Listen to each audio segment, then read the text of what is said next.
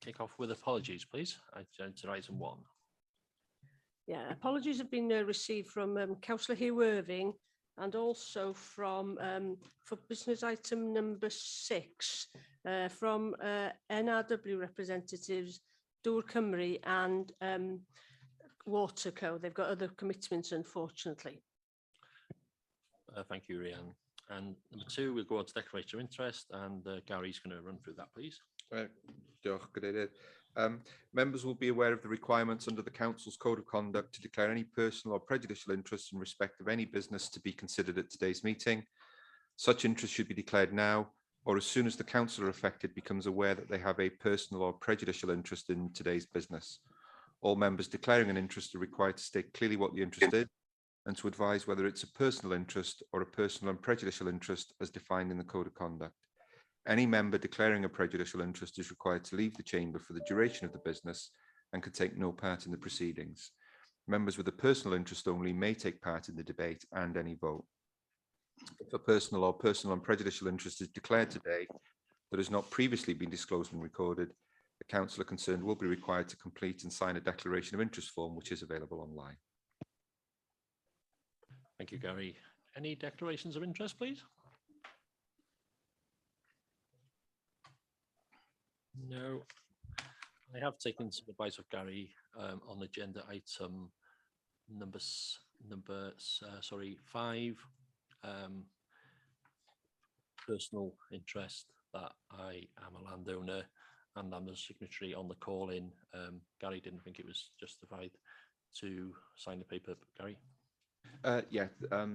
This isn't an item in respect of any particular piece of land or any particular land that you may be associated with. It's more of a general policy, and as such, it requires a declaration of interest. Thank you, Gary. Any other any interests? Declarations of interest? Anybody? No. Everybody's quiet. Sorry, Mirik. Yeah, Mirik. Diolch yn fawr. I wneud efo'r... Thank you. Yes, with regards to the excellent report on rivers and ditches and so on, I have been trying to assist a farmer in my area at Wigfair to try and get something done regarding flooding. I don't know whether that counts. Should I? That's my work as a county councillor for my own ward. No, I don't think that would fit under the code. If you work as a councillor assisting somebody in your ward, well, that's fine. It would only be an interest if you had some kind of interest in the land or the farm. Thank you. Thank you. Number 3, urgent matters agreed by the chair. There are none. So going on to agenda item 4, meeting of the previous meeting. We'll just go through. That was held on January the 20th. So we'll go from page 7, 8, 9, 10, 11, and 12. Any matters arising from the minutes, please? Rhiannon? Sorry, no, there's no matters arising that aren't either covered in Appendix 4 to the work programme report or in the information brief circulated out on Monday. Okay. Would anybody else like to raise any comments? All quiet. Can I have a proposer and a seconder that they are correct? I think Peter Scott and Brian Blakely, I think, put up first. So can we just have a show of hands? Anybody against? Nobody against. That's carried. Thank you. So I will move on to agenda item number 5. And because I'm one of the secretaries for the call-in, I'm going to hand over to the Vice Chair, Graham Timms, for this next agenda item. And after this agenda item, we will be stopping for a break. So, Graham, can I swap places with you? Thank you.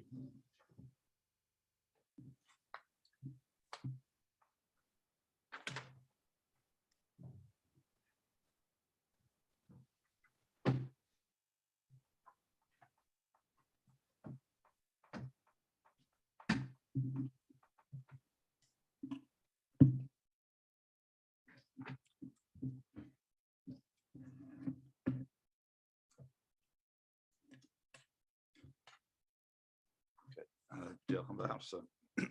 So the item on the agenda is a call-in that has been received, and call-ins have to be considered within 5 working days of the decision being called in. However, there was no urgency to implement the decision. The decision maker agreed that the call-in would be held at the next available scrutiny committee. That's today. So that's why we're considering it at the moment. It was a decision made at the last cabinet that called in. Councillor Mervyn Parry is going to start us off in a second. But first of all, I'm going to ask FREEHOLD Evans if she'd like to just introduce the paper that we've got, which explains the procedure. Diolch. Okay, thank you very much. Yes, you'll see the paper in front of you, which just explains the procedure we'll be going through today, and seeking you to consider the call-in by Councillor Mervyn Parry and the signatories, and then based on that information and the discussion that takes place, whether or not you think it merits going back to scrutiny, to Cabinet. Now, the Cabinet report is attached to Annex B to your report, and that's got a few appendices in it. You've got all the paper there that went to Cabinet on the 15th of February. So the procedure we'll follow today is that Councillor Mervyn Parry will introduce the reason for the call-in, and then then all the signatories to the call-in which should be present today. I know Councillor Melvin Mile, sorry, I should have tendered his apologies, he can't be present, but we've got a statement from Councillor Mile. So they'll be asked then just to contribute to why they've agreed to the call-in as well. And then the lead members and officers will then be asked to answer the points or question raised during the introduction. Then there'll be an opportunity for you as committee members then to ask questions, and at the chair's discretion, any non-committee members who are present can ask questions. So following the discussion, each side will be asked to summarise their case, and the chair will then summarise the relevant points made. And then you'll be asked to determine whether there are grounds to refer the decision back to Cabinet, seeking it to review it at its next available meeting. But if you are referring back to Cabinet, you'll need to put the grounds clearly why you're asking them to review that decision. Okay. So we're going to go to Mervyn. People have had the papers and had an explanation of what has been called in and what's been discussed previously. I'm sure that a lot of us will have already watched the Cabinet feed as well on the internet. Over to Councillor Mervyn Parry. Thank you, Graham. I'll just read out what the report is about. A review under the Council Scrutiny call-in procedure for the decision taken by Cabinet on the 15th of February 2022 on a proposed scheme of delegated decision making the land acquisition, freehold and leasehold for carbon sequestration and ecological improvement purposes. A notice of a call-in was submitted by the 6 councillors, as you've said, which is we're having the discussion today. Is that enough, Rhian, for leading the paper and for me just to put my points forward? Or you just need to explain the basis of your call-in.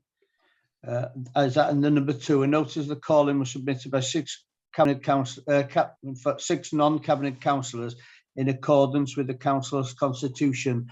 The notice attached in Annex A calls for a review by one of the council scrutiny committees into a decision taken by Cabinet on the 15th of February in relation to a proposed scheme of delegated decision making for land acquisition, environmental and ecological purposes. Is that enough? And just Annex A as well, the reason for the call-in stated in Annex A, you may want to expand on that. Can I just help a little bit more, because I don't think we want to go into the details of it. We just want it reading out so that everyone's clear about what it is, if that's okay.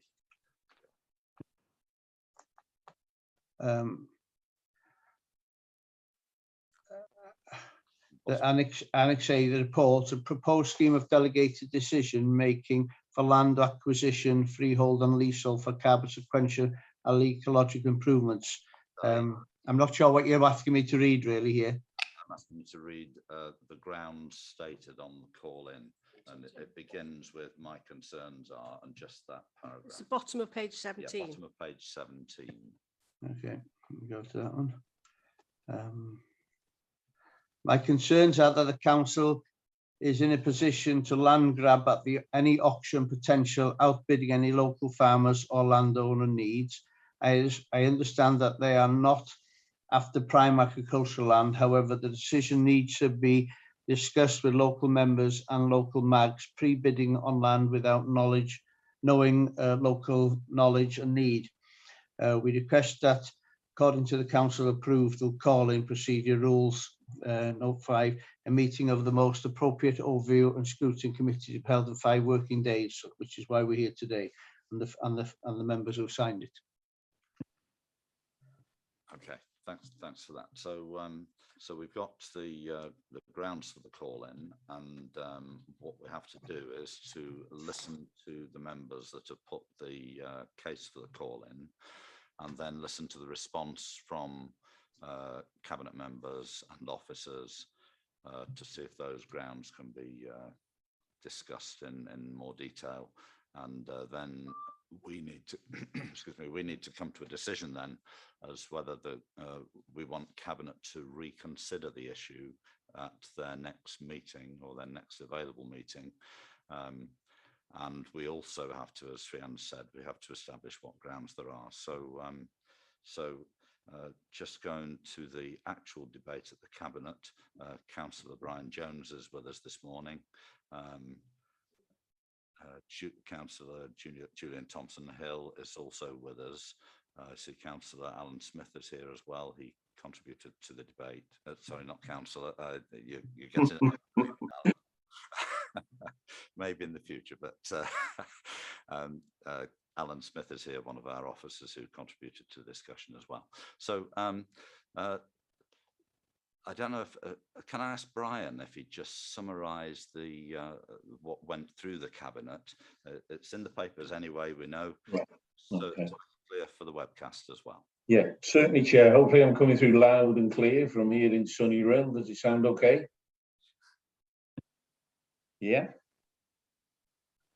Can you hear me okay? We can hear you fine, Brian. Good, good, good, good. Yeah, so the report that went to Cabinet on the 15th of February, which you've said is in the pack here today, it was titled up as the proposed scheme of delegated decision for land acquisition, freehold and leasehold, for carbon sequestration and ecological improvement purposes. So that was what the paper was all about, if you like. And I suppose that the headline from the report is that consultation was taken out at point 8 there on the report, and the 8.2 where we consulted with Countryside Services, the AOMB, and we also consulted with College Cambria and various other people out there, Jones Peckover's, the Farmers Union. The response to that wasn't overwhelming, and we did acknowledge that the cabinet meeting that we would have to engage going forward, but nevertheless, for the purposes of the cabinet report on the 15th of February, we did do that consultation. We did also make the point at the cabinet meeting that we weren't looking to purchase grade 1 agricultural land in any shape or form, and that's borne out by the actual title of the paper, which Councillor Mervyn Parry referred to, and I've just referred to it as well. So we weren't looking at grade 1 agricultural land.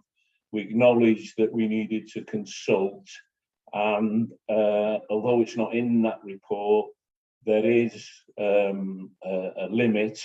It was not going to be an open checkbook for Denbighshire to go out buying land, and there is a limit on what we can bid on land, and that's out there today. It's already known, So we wouldn't have been coming out and outbidding anybody, because there's a limit to what we could bid on any piece of land, and that's in legislation, and it's in the paperwork, as they say. So that's a little brief overview of where we are. Interested to see how this calling goes, and hopefully we'll find a solution that satisfies all parties concerned. Thank you, Chair. Thank you. Thanks, Brian. I don't know if Julian wants to add anything briefly to that. Yes, if I can, Chair, very briefly, just to pick up on a couple of points. As I say, this obviously is a paper about a comparatively small change to the scheme of delegation in order to allow the council to act quicker than we are able to under the current scheme of delegation. You'll see from the papers, we have actually lost out potentially on a purchase because of the length of the existing process. Just to reaffirm what Brian said, and I think we mentioned it in the cabinet debate itself, that as a matter of practice, we generally would automatically consult with local members. But there are obviously, potentially circumstances where we might find out on a Monday that a tract of land which would otherwise be acceptable to us is going up for auction on Thursday, and that would obviously mean that we would need to take appropriate action at pace, so to speak. So I mean, as I say, we're quite happy that we would consult. It might need to be at very short notice by email, but that we could actually do. And as Brian said, we can't go into a bidding war. The district valuer will set a maximum value that we can that we could go up to. We're using public funds. We haven't got a limitless checkbook. But I suppose what also needs to be borne in mind is, we're doing it from the best interest of Denbighshire, but we do know that out there are commercial entities who are buying up huge tracts of land for this purpose, for carbon sequestration, to offset what they're doing elsewhere in their organisations. And the final point, I suppose, which Brian's also said, is that carbon buying land for purposes of carbon sequestration is something that we will have to do if we are serious about achieving our carbon zero target, because it's one plank in the armory, so to speak. If I think I'm mixing a metaphor, and it's something that we won't be able to achieve that target without doing to some extent. So thank you, Chair. Thank you, Julian. Alan, anything briefly you want to add? Thank you, Chair. Just to sort of restate those things, really. I mean, we're trying to follow what was the resolve of the council to drive us when they declared a climate emergency, and carbon sequestration and planting will need to be some part of that solution. So this is really just a pragmatic effort to make some of that possible. As Julian says, it's been difficult on occasions. And really, if we don't have the ability to respond to relatively rapidly, then we are at a disadvantage. And as a council, and as Julian says, there are other buyers in the mix who will certainly outbid us, because certainly be more fleet of foot than us. And I don't mean local landowners. I mean people from perhaps not from Wales. So I think to handicap us as a council who are trying to work in your interests would be a mistake. I think I understand members' concerns about decisions being taken away them, though, and if you study the paperwork, both the report and the wellbeing impact assessment stress really strongly the engagement with local members, town councils, local members, MAGs, and potentially even community councils, in trying to understand where land is suitable for sequestration and where it's not. And there'll be many cases where it isn't, either because it's too good quality or it's got a better use somewhere else. So we're very, very strongly reliant on local advice and engagement before we make any decision about what might or might not be suitable. And that's a very strong thread in the paper. So I think to a certain extent, members' concerns are probably unfounded. We may come to it later, but Hugh Rees is here. We've been looking at a list of parcels of land that we are interested or negotiated to buy.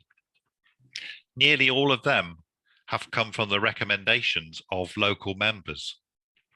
People are actually coming to us and say, you should think about this piece of land, this might be suitable, and we are acting on those recommendations.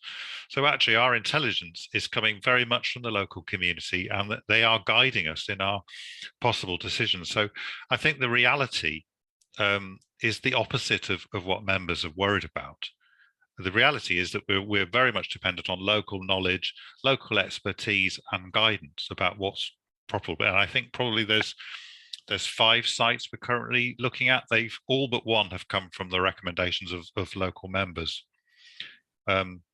So I think those fears are unfounded. I understand them, but I think they're unfounded. And negotiation and collaboration with local communities is an absolutely core part of this.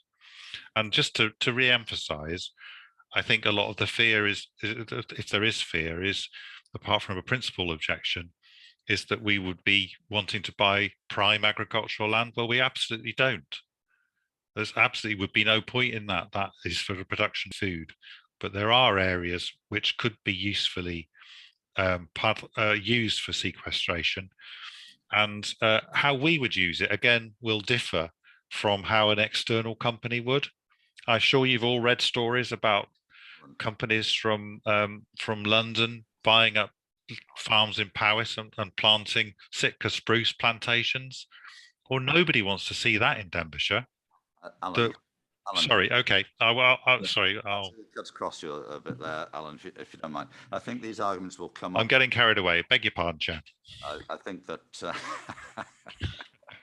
too enthusiastic. Yeah, there's no harm in enthusiasm, but I think these arguments will come up as the call-in proceeds. So I think we'll leave it till then. Thanks for your information there. Anyway, so we're going to hand over to Mervyn now, who's going to begin to put the case. I'm going to give an opportunity to all of those on the call-in. That's in the list anyway, that we should do that, and then as we're going through that, we'll ask for comments as well. But I'm not going to ask for a comment after each individual person. We're going to try to get through it at least by midday or so. Chair, can I just ask one quick question before we move on? Can I ask Alan where the 5 sites are? Brian, can I just say, you can ask a question if it's a procedural one, but not if it's part of the debate. I only wanted to know where the 5 sites were. No, that's not appropriate at the minute. We can come back to that another time. So we've got the case for the cabinet there, their information that they put forward of how the decision was taken and so on. So now we're going to go to Mervyn Parry to give us some further information and his opinions. Thanks. Thank you, Chair. I'm just going to put my camera off just in case we have difficulty hearing me. Yeah, thank you. And thank you, Alan, for preempting everything I was going to ask you on there. The reason I've called this in today is for a few concerns, and I've put them down as a list, and maybe I can go through them like this, and maybe they can be answered that way. I feel that this decision is bypassing the democratic process by skipping the asset management meetings to discuss the purchase of any justification of a process. I believe it's been to stakes, but I would have thought that possibly the democratic way of making decision is through asset management. Question 1. 2, I understand the need for making quicker decisions to purchase the land. However, I feel that we or Denbighshire County Council possibly could speed up their process of making such a decision to purchase this land. Maybe we're a bit sort of lumpy in the way the decisions are made. Somebody said earlier, I think it might have been Julian, that a piece of land comes for sale on advertised on Monday and sold on a Thursday. That's not how land is sold. If it goes through any of the agents, Jones, Peckover, Clough and Co, they have to have an obligation to their customers to give adequate notice of advertising for a piece of land going for sale. I mean, I understand that possibly a private piece of land could be offered, and that could still be a decision. And where Alan mentioned with involvement with local members and community councils and MAGs, in the paper it says that we would be informed, not consulted. Now, correct me if I'm wrong on that one, but I think that the local members should have a lot more involvement and the local MAG should have a lot more involvement. And if you email me in the day, I'm usually back to you. MAGs are very good. We can get quick decisions made. Discussed it with Rhys Thomas. You know, we're not lumpy in the way we do things. We have to respond very quickly. 3, what role has the local member of MAGs got? I've done that one, just in being identified of what's happening. Are we as a council concerned that we can't meet our climate and ecological challenges? And is that why we are doing this? I do understand the argument, but what we don't want to be doing is doing like your Ryanairs of the world and some of these other big companies who might just be thinking, well, we'll carry on doing what we're doing, but we'll just buy some land and plant more trees. So I'm concerned about that one, that we're actually trying to skip our own responsibilities of what we're doing with our climate and ecological changes within Denbighshire. Possibility also, if the local agents know that Denbighshire have got a pot of land, pot of money to spend, that the value of such land, and let me just point out, I agree that we probably would not be looking for grade 1, 2 or 3 land for this process, but for a lot of the hill land farmers, grade 1 and 2 and 3 isn't an option for them, where they will farm and improve what they've got about them.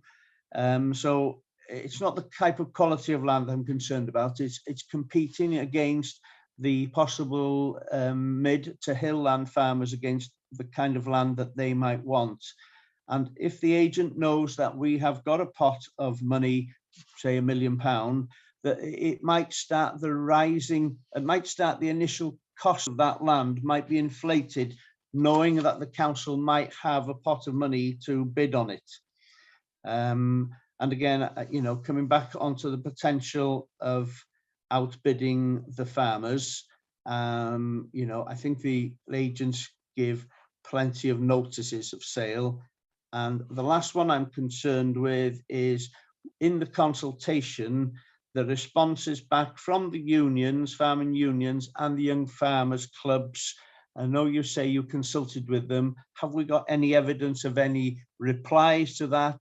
I just feel that we should have given them more time and information to respond to that. So I'll leave it there for now, Chair. Thanks, Mervyn. So quite a few points there. I'm going to move through the members in the order that they appear on the form. And it's David Williams next. Now, I'd appreciate it if you could not repeat too much what Councillor Mervyn Parry said. But there's David Williams with us. No. No, okay. So Melvin Mile is sadly not able to be with us today. He has written to us, and his statement is as follows. So from Melvin Mile, he says, I appreciate the council's need for speedier action in land procurement, but my worry is that local members will not be given sufficient consultation time in the matter. It would be unlikely that high quality farmland will be bought by DCC just to plant trees, so I have little worry about farmers losing out in that respect. However, producing food will be just as important as reducing the offset carbon, so farmers need a fair crack at the land too. Local members know their and know their localities and their ward residents. The members need to be kept informed and of any potential acquisitions in their area, so that they may be involved in any pre-bidding discussions at the earliest stages. So that really is supporting the one about the points that Mervyn have made about consultation with members. So that's Melvyn Miles' contribution. Over to the esteemed chair of our committee. Over to you, Hugh. Thank you, acting chair. Yes, I believe the cabinets have been misled. The amount of grade 1 land in Denbighshire probably doesn't exceed over 100 acres. I just want to know if people realised that. For an example, the bypass from St Asaph to Ridland, that's not what you'd think it's grade 1 land. It's not grade 1 land. The grade 1 land is in God's own country. It's in Llanbed y Dyffryn Clwyd, and there's a piece in Llanfair. So that's one of my concerns. Myself being a landowner, I've just designated an acre of land to plant trees along with a planning application, which I feel is my duty. I think we have got, I'm not against any environmental schemes. I'm supportive of any schemes in the right place. But I just think, not wanting to repeat what Mervyn's saying, I think this has gone too far. We need to speed the process up within Denbighshire. Land, it comes on the market. It's not sold overnight like houses are sold. So we need to change the process within Denbighshire. We're also concerned now, you know, we look at what's happening over in Ukraine and in Russia. They produce 30% of the world's grain. I'm all for climate change and saving climate change. We need to think about food security as well. Thank you, Chair. And I've added an extra one on the end there, number 7. To Councillor Rhys-Thomas. Diolch yn fawr, Mr Cadeirydd. There is translation, is there? Yes. Yes, there is. Yes. Oh, diolch yn fawr iawn. Mae gen I... I have got 4 points down here that concern me regarding this policy. The first one, as Councillor Mervyn Parry said, to some point, it admits. I'm sorry, I can't hear the. This is carbon dioxide. Sorry, Freeze, can I just interrupt? We just missed that last section. Okay.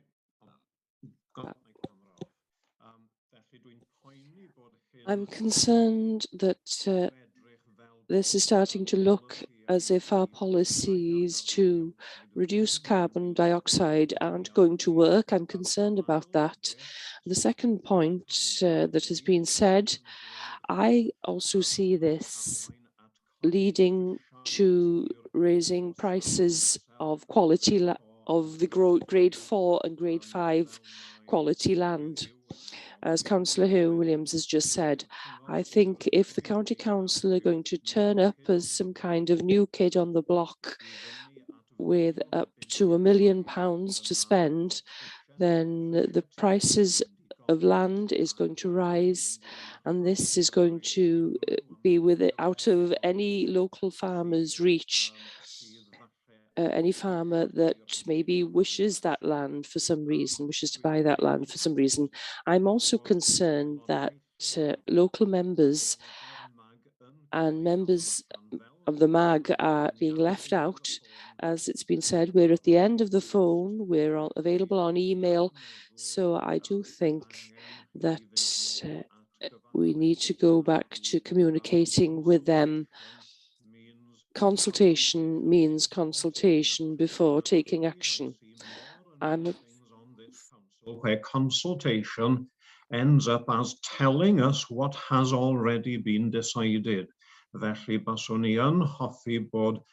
So I'd be very glad to see that coming back to this policy, that you need to get in touch on the phone or through email with local members. And one other point, a new point that I have, one of the risks to the policies, to the environmental policies and carbon dioxide policies of the county is that there aren't enough staff in the countryside services departments. Quite a bit of what we're discussing here today as to what land to buy, what land is suitable for planting trees, what land is poor land but good for wildlife. It all comes down to the countryside services. And I think this has been recognised as a risk to the council, and therefore how can you go ahead with this when the countryside services have too much to do already? I see that a risk to this, that there are officers who don't understand the nature of this land that go ahead and take decisions without the countryside services having a proper opportunity to assess the land. That's it. Thank you, Chair. I'm just going to, I don't think Peter Evans is here, am I correct? No, are you there, Peter? No. Okay, so that's covered all of the people who've signed the call in. I'm now going to ask for a response to those points, but if we can, maybe we could start with Brian Jones, just to remind committee members who are on the sidelines here at the minute. We're being asked to establish whether we think there's a reasonable grounds for calling. We're not being established, we're not trying to take sides on it, we're just trying to establish if there's a reasonable ground for this to go back to Cabinet for considering again. So you'll have to wait a bit more patiently for your turn, but over to Brian to start off a few replies. Deal. Thank you, Standing Chair. I'll read them out in no particular order, as they say. In respect of the comments about countryside services, I do believe, and I'll stand corrected, they are all in favour of this. You know, they're at ground level, if you like, pardon the pun, and they're all in favour of a mechanism that could speed things up. The capacity issue in that department, as it's again has already been stated, has been recognised, and it will be for the new council under the climate change banner to look at that, consider it and address it if that's deemed the right way to go. The comments about the price of land increasing, that's already been touched on earlier on. Councillor Julian Thompson-Hill, the land valuer puts the cost on the land, and land is only worth whatever, you know, ultimately what the highest bidder is prepared to go to. I sort of accept the point that it could inflate the cost of land, but again, you've got the existing mechanism that Denbighshire run to at the moment, and this report was looking to speed up that mechanism. I do take the point that Denbighshire could look in-house to speed up what they've already got as a mechanism. Those are my responses from what I've picked up from the members that have spoken. Okay, Julian, you've got your hand up as well, so we'll come to you. Yeah, I have, just in addition to what Brian said, to try and pick up on a couple of points. It's actually noticeable that most people that have actually spoken about a need to do something with the process, and that's exactly what this paper was designed to try and actually do, to speed up our decision-making processes. In terms of some of the points raised about asset management group and strategic investment group, generally they would set the strategic direction in terms of, is this the right thing to do as a principle, but they wouldn't necessarily on a variety of other schemes that we go in terms of the block allocations and otherwise look at each individual proposal. there was a question, I think it was Mervyn, I can't remember, it might have been one of the your other colleagues, that said about, does this mean then that the other processes aren't working? And I think what we need to realise here is no one area of work is going to make us achieve carbon zero. It's a whole range of different types of scheme. We are working to improve our fleet situation over time. We'll be looking at our buildings, but we're always going to have buildings, and buildings have embodied carbon in them. So it was very much the third plank to the proposals when it went through the democratic process, that we would need to buy additional land for sequestration purposes, because without that, we will not achieve carbon zero. I accept the fact that there is a potential that because we're another player in the market, so to speak, that it might inflate land prices, but we will not be the only new player in the market. There will be other commercial players in the market, and if prices are driven up, then we'll be the first ones that will be driven out of the pricing structure for land purchase, for the reasons that we've given, that we use public money. We can't spend over the odds on it, so we can't get into a bidding war with whatever company it may be that decides they need the land.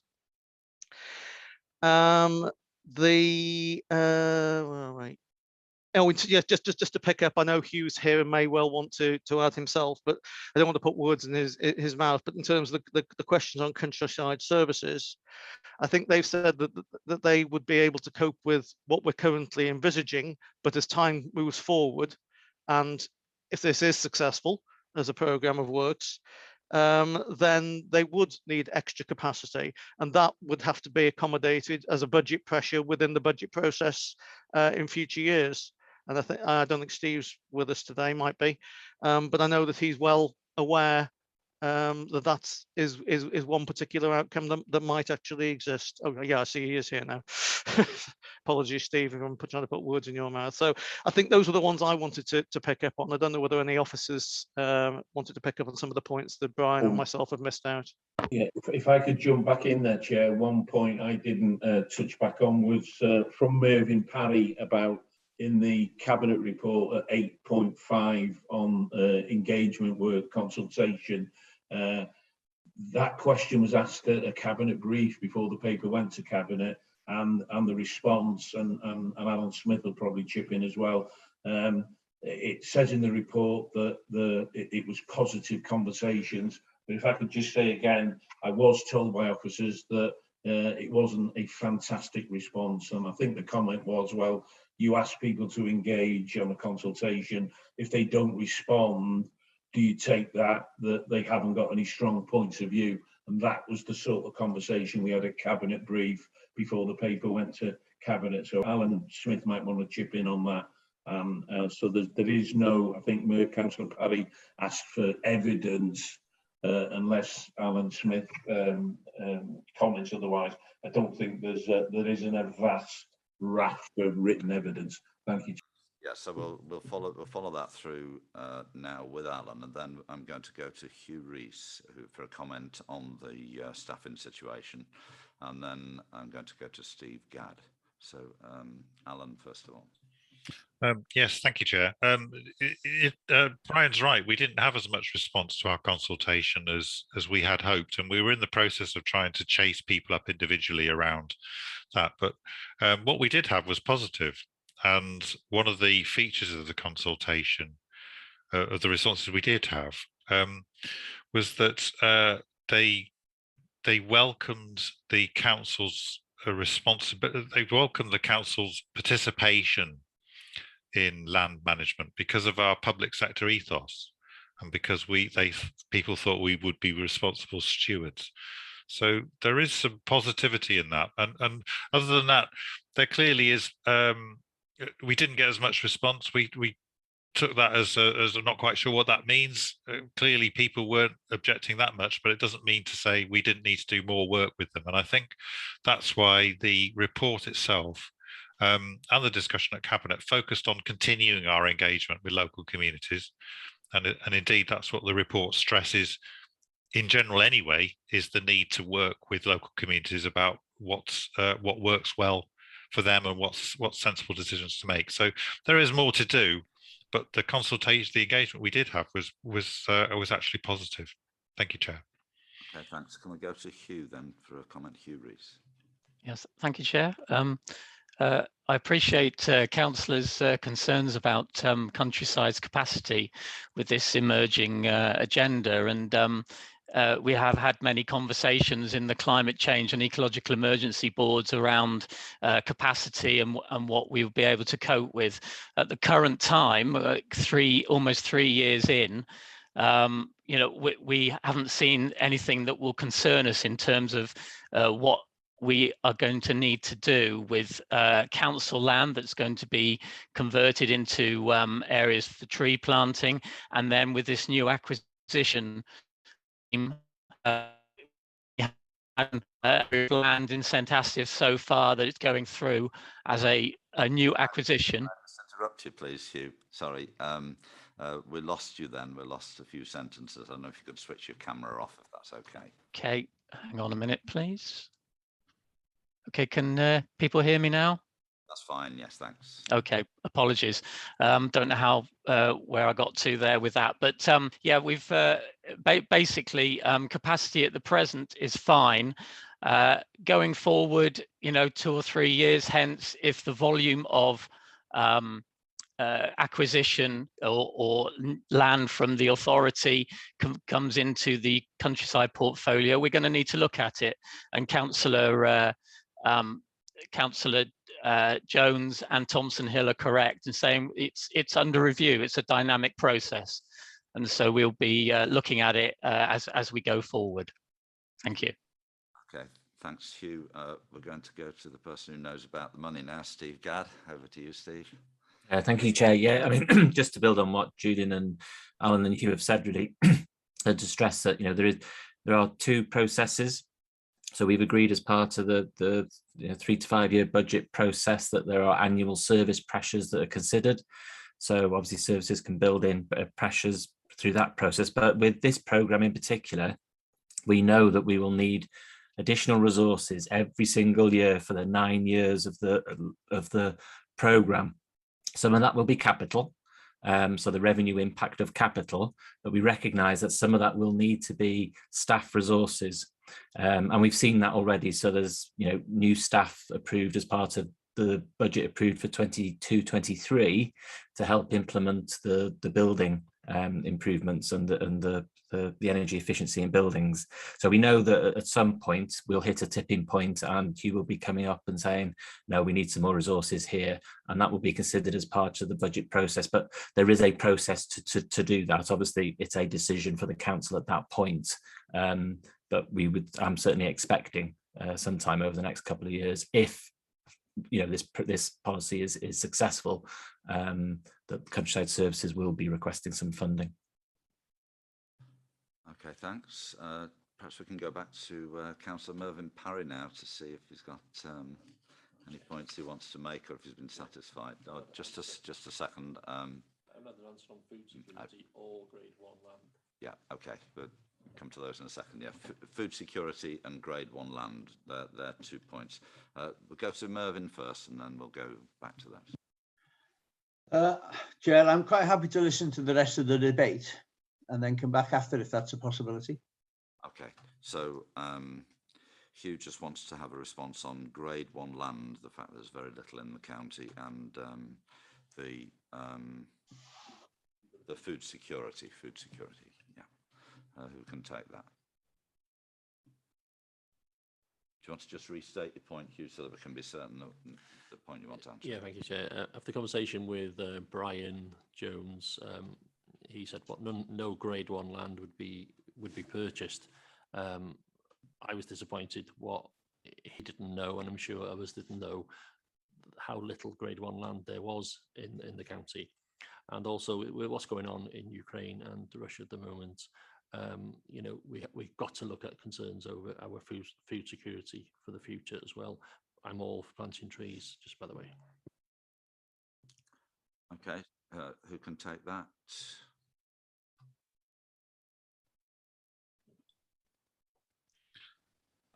I can try and respond, Chair. I obviously wasn't a party to that whole debate, but my understanding of our proposal is not just that we wouldn't be buying grade 1 land, but we're actually the sort of land we're talking about is probably marginal land, so very far from grade 1. I guess I'm sure there was no intention to mislead in any of that, but I think the point is we're absolutely not seeking to plant trees on land which is prime or even good arable land or farming land. We're not, and the extent of my understanding is probably stretched there now, Hugh, which I'm sure you can appreciate. The issue about food security, I understand that that's part of national policy as well, in terms of clearly the UK as a whole probably needs to think more about food security. But again, I'm not sure that anything we're proposing is compromising that. Thank you, Chair. Okay, thanks. Hugh Rees, comment on that. Officer, we're looking at any particular parcel of land with potential for acquisition. Officers look at a matrix that's been devised, and the scoring is weighted towards the tree planting sort of end of the spectrum. And in response to Councillor Williams's comment about grade 1, the matrix actually counts against grade 1, grade 2, and grade 3A agricultural classifications. So that's the land that wouldn't be going forward in the matrix in the decision making. Thank you. Thank you. We've got Dave 0981. We're not quite sure who you are. Is that David Williams? It'll be Dave Laurie, Chair. Sorry, Chair. Yes, it's Dave Laurie. I've just realised that my my surname doesn't come up on my little tag. Apologies. Either, so we were just wondering who we were inviting in. Right. Okay. Yeah, it was really. I was going to make the point that Hugh has already made, that there is a matrix in place that would in effect deter the purchase of quality agricultural land. I think in terms of my current role as the corporate landlord, I've come in over the last couple of months, and whilst I wasn't involved in the drafting of this paper, I think having read it, my take is that certainly the spirit of the proposals isn't to go out and purchase land willy-nilly. I think the inclusion of the matrix is there to ensure that there is consideration of what land we are buying, that we're buying the right land. I would suspect that the majority of the sites that come forward would possibly come from Countryside Services and Hugh. I think in terms of being able to react, and the paper does state this, there is already a scheme of delegation in place in the council's constitution that allows the purchase of land up to £1 million via delegation to Section 151 monitoring officer, lead officer. I think what this proposal does is it expands that consideration. It includes 2 further members who have responsibilities for ecology and climate change. I think both Mervyn and Hugh have made some reasonable points around land generally doesn't sell overnight. I think there are instances where we are either offered land or land comes up for auction where we may need to act reasonably quickly. I think in all cases where it's possible to go through the asset management process, we will. the asset management process on acquisitions and disposals always includes local member consultation. And certainly if it goes to full asset management group, then the papers are available for all members. I don't see that happening. And I think as the task of purchasing the land would fall to property, I think we would always generally speak to the local member and where possible the MAGs. I don't see an issue in circulating information to the MAGs for consultation. I think that in the main, what this does in terms of sort of expediting the process of purchasing land, to my view, it negates the need to continually go back to SIG with business cases justifying the purchase of the land, because I think what it would do is, in essence, treat the allocation that we have a bit like a block allocation, where the council has committed funds generally to this purpose, and what it's doing then is just delegating the decision through a matrix and through a proper consideration process to be able to do that where the need arises. And I think that's probably quite an important point, that I think this scheme of delegation would only be used where the need arises. I think in the majority of cases, the full asset management process would be followed. And then certainly I think for anything that was a major acquisition, this process wouldn't be there anyway. We would still have to go to cabinet. I think as well that certainly as an officer, I think I would put faith in the members who are who that is delegated to, and certainly Section 151 and monitoring officer, that any decision to buy land would be considered in every aspect possible. So I think the spirit of the report isn't that we just go out and buy land. I think it is actually that where we can, we ensure that we're buying the right land for the right reasons, and we can act quickly where we need to. And sorry, I've probably taken up far too much time there. Okay, thanks for that anyway, David. That's a good explanation there. Lots of the points that have been raised are about speeding up the consultation process. I wonder if anyone could, perhaps Gary would help us. It would have to through a constitutional change, would it? Or I'm not sure. No, I don't think that necessarily. Sorry, I don't quite understand the question. A lot of the points are about members being consulted, about MAGs being consulted and SIG being consulted. Is there a way of speeding up the process without sort of bypassing those?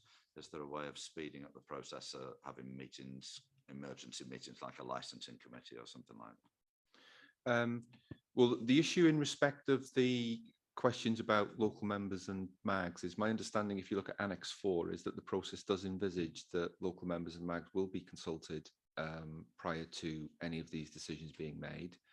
In terms of MAGs, my understanding is, again, from listening to the debate this morning and the answers given, that that would be done by email if necessary, and that this is clearly an exception rather than the rule in terms of most, from what Dave Lorry says, most things will go through the ordinary process. This is just to enable quick decisions to be made as and when required.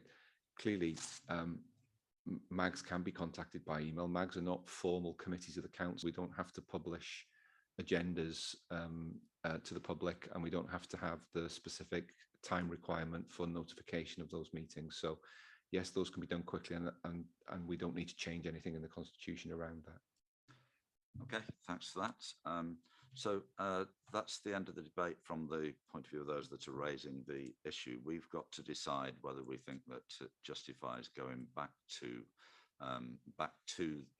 the cabinet for a rediscussion.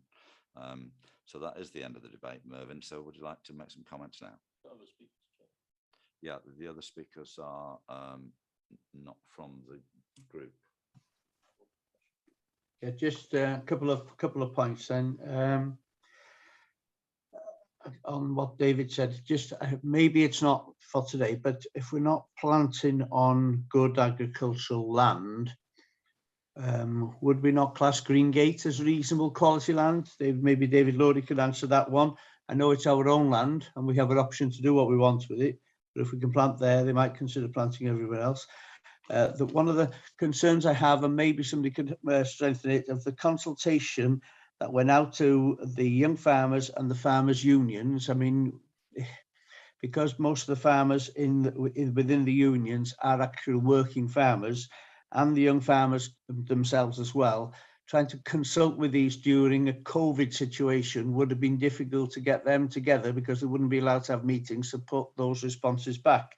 So can somebody expand a little bit on where the consultation went with the young farmers clubs and the farmers unions, please? And again, in the Appendix 4, it says that the MAGs and the local member will be consulted, but it doesn't say that they will have a process to comment or whatever. Just informed. I think it just being informed, I think, is the MAGs and the local members. So maybe somebody could just come back on those for me, please. Okay, thanks. In terms of the consultation, I think that Alan has already said that he didn't have as many as possible. Just confirm that quickly, Alan. Yes, we did. We did try to talk to local farmers by email, and perhaps, as you say, Mervyn, there was an issue with their workload, etc. We didn't really get any responses. What we decided to do, we haven't yet done because our member of staff is currently off sick, is to try and set up a working group of young farmers to, like a focus group on this issue, so that we could engage with farmers in an ongoing way and not just as a one-off. Yeah, okay. Thank you. Yeah. The other point was about MAGs and local members being informed rather than consulted. Can I respond to that too, Chair? I appreciate the difference between those two things, and the intention is to consult with MAGs. So if we've used the word informed, then I think that needs correcting.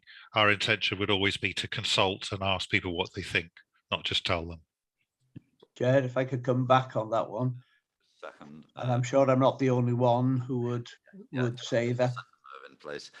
Just going to ask Gary to comment on that as well before you come back. Well, I would say that in terms of the MAG, it does specifically say in Appendix 4 that the MAG would be consulted. Okay, thanks. Mervyn.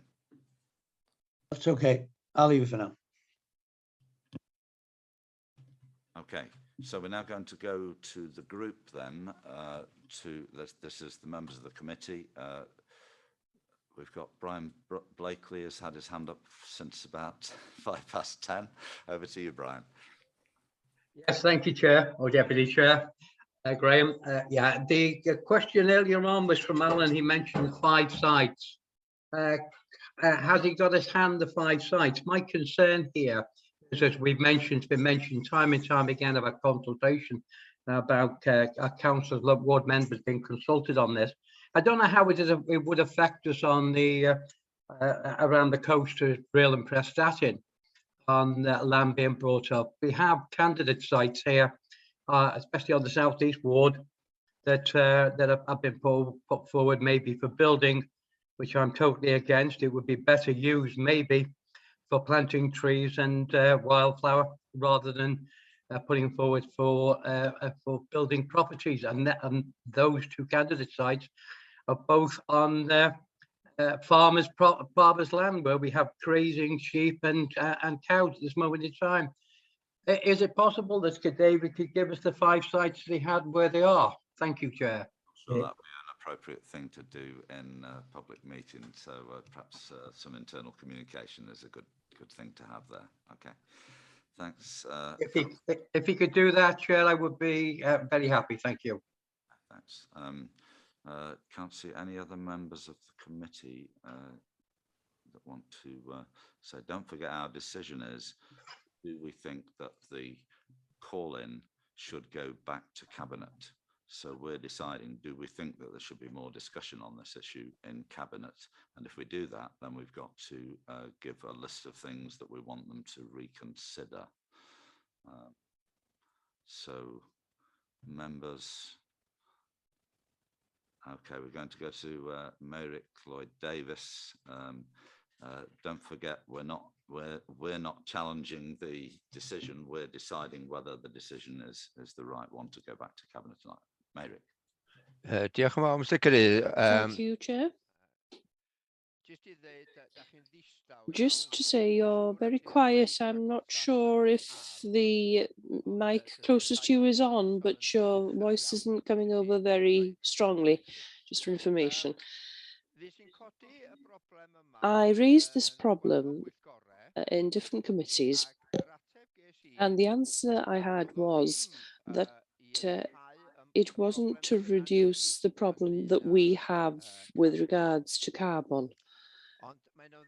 But it appears more and more that we want to purchase land in order to reduce the work that will need to be done by us in terms of buildings, lorries, cars, and so on that are run by us. I'm not sure whether we're correct in that respect, but it appears like that. If we're purchasing land to plant trees and so on, that is the reason that we haven't got enough land in our possession to be able to do so. Obviously, this opens the door to be able to purchase land to avoid adhering to the rules. The officer Alan Smith has been in touch with local councils and so on. Leased land.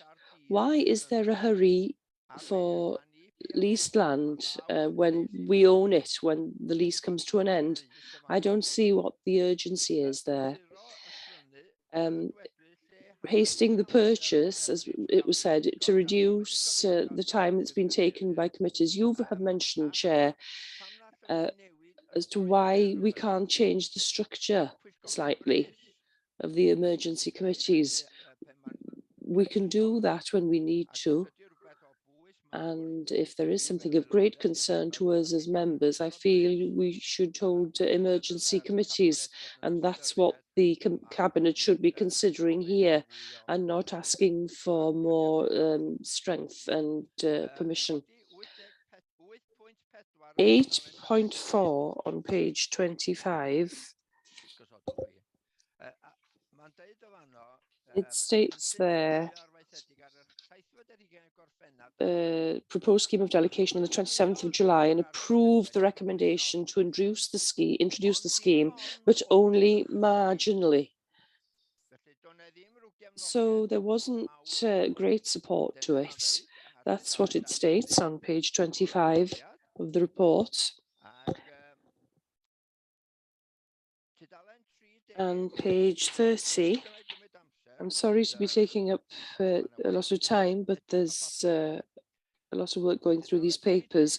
Page 30, page 2 of the use of land reports, well-being assessment, well-being impact assessment report, I think is what you call it. It says here, to deliver immediate benefits of reduced flood risk, recreation value, urban cooling, health and well-being, and over time increases benefit in carbon sequestration and air quality improvements.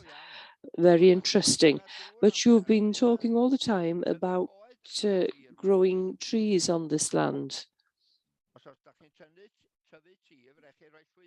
If you're planting trees, you'll need to put paths there, won't you? You seem to be saying one thing and telling us something different here today. Page 48.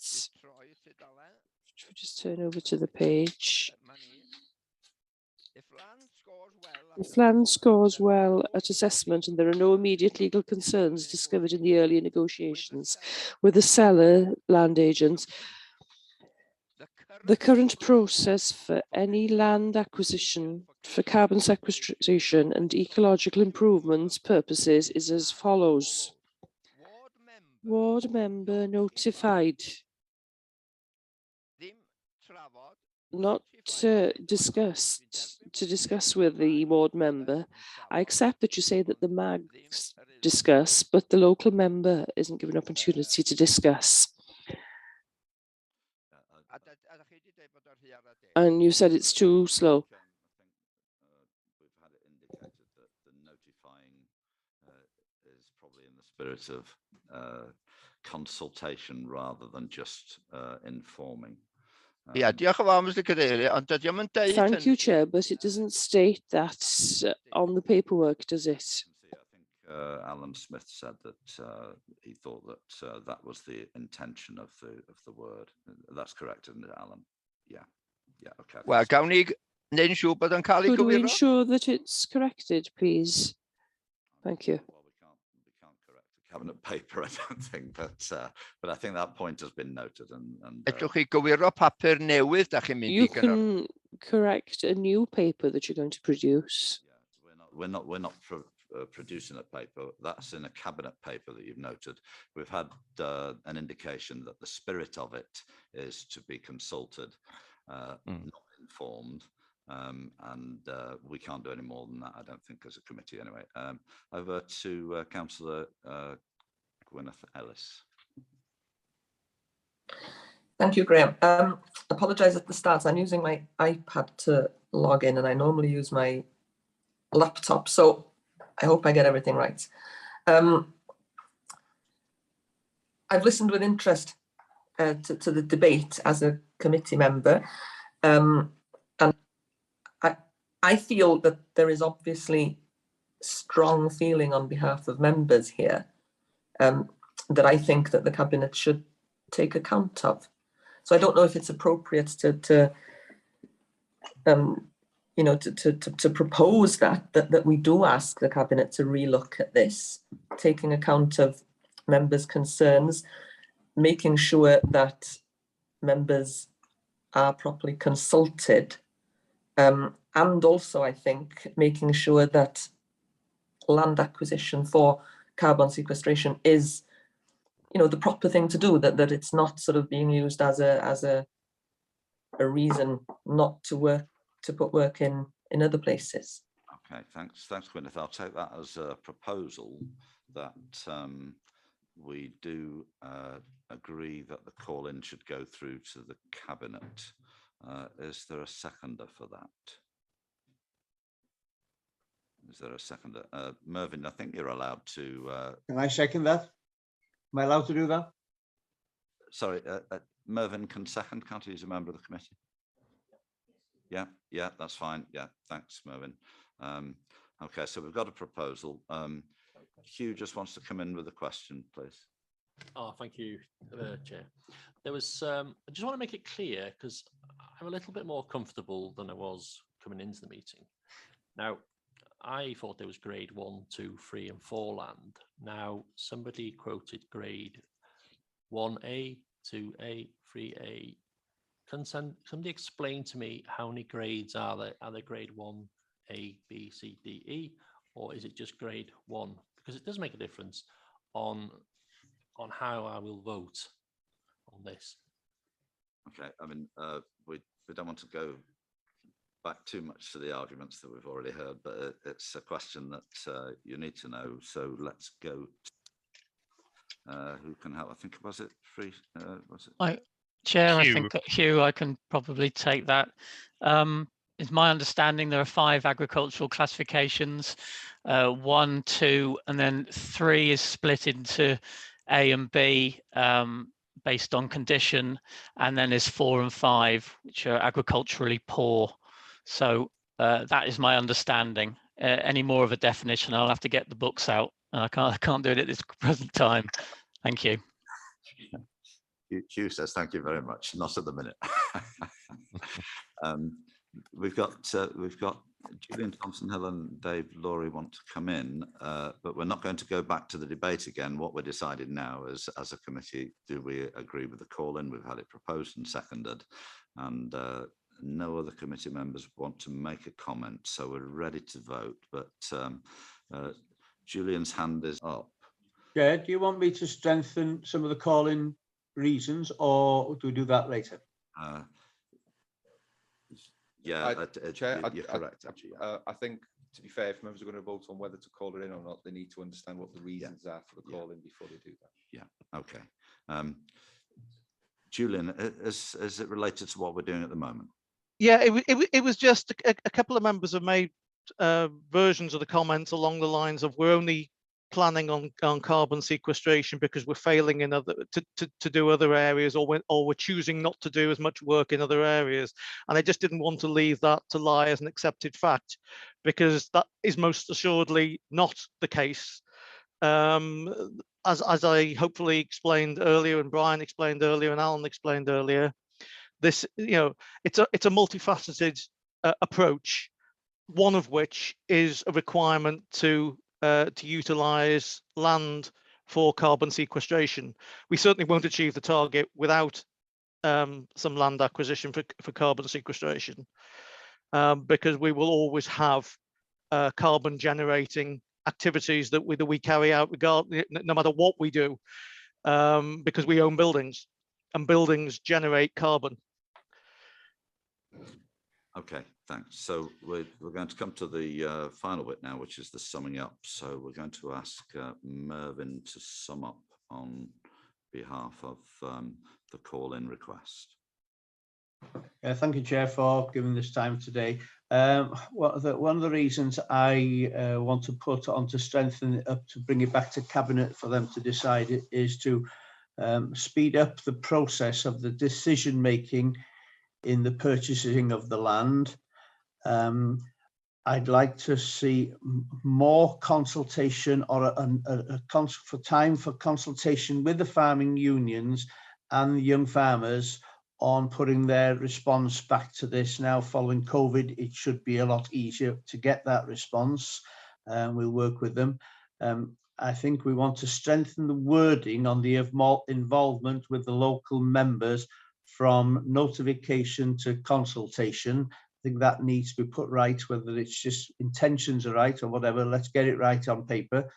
And the 5, firmer up the review on the countryside staffing and where that's going to go, maybe, because this will probably come into the next council now, so we might know a little bit more of where it is, but I might be wrong whether it comes to the next council or this one.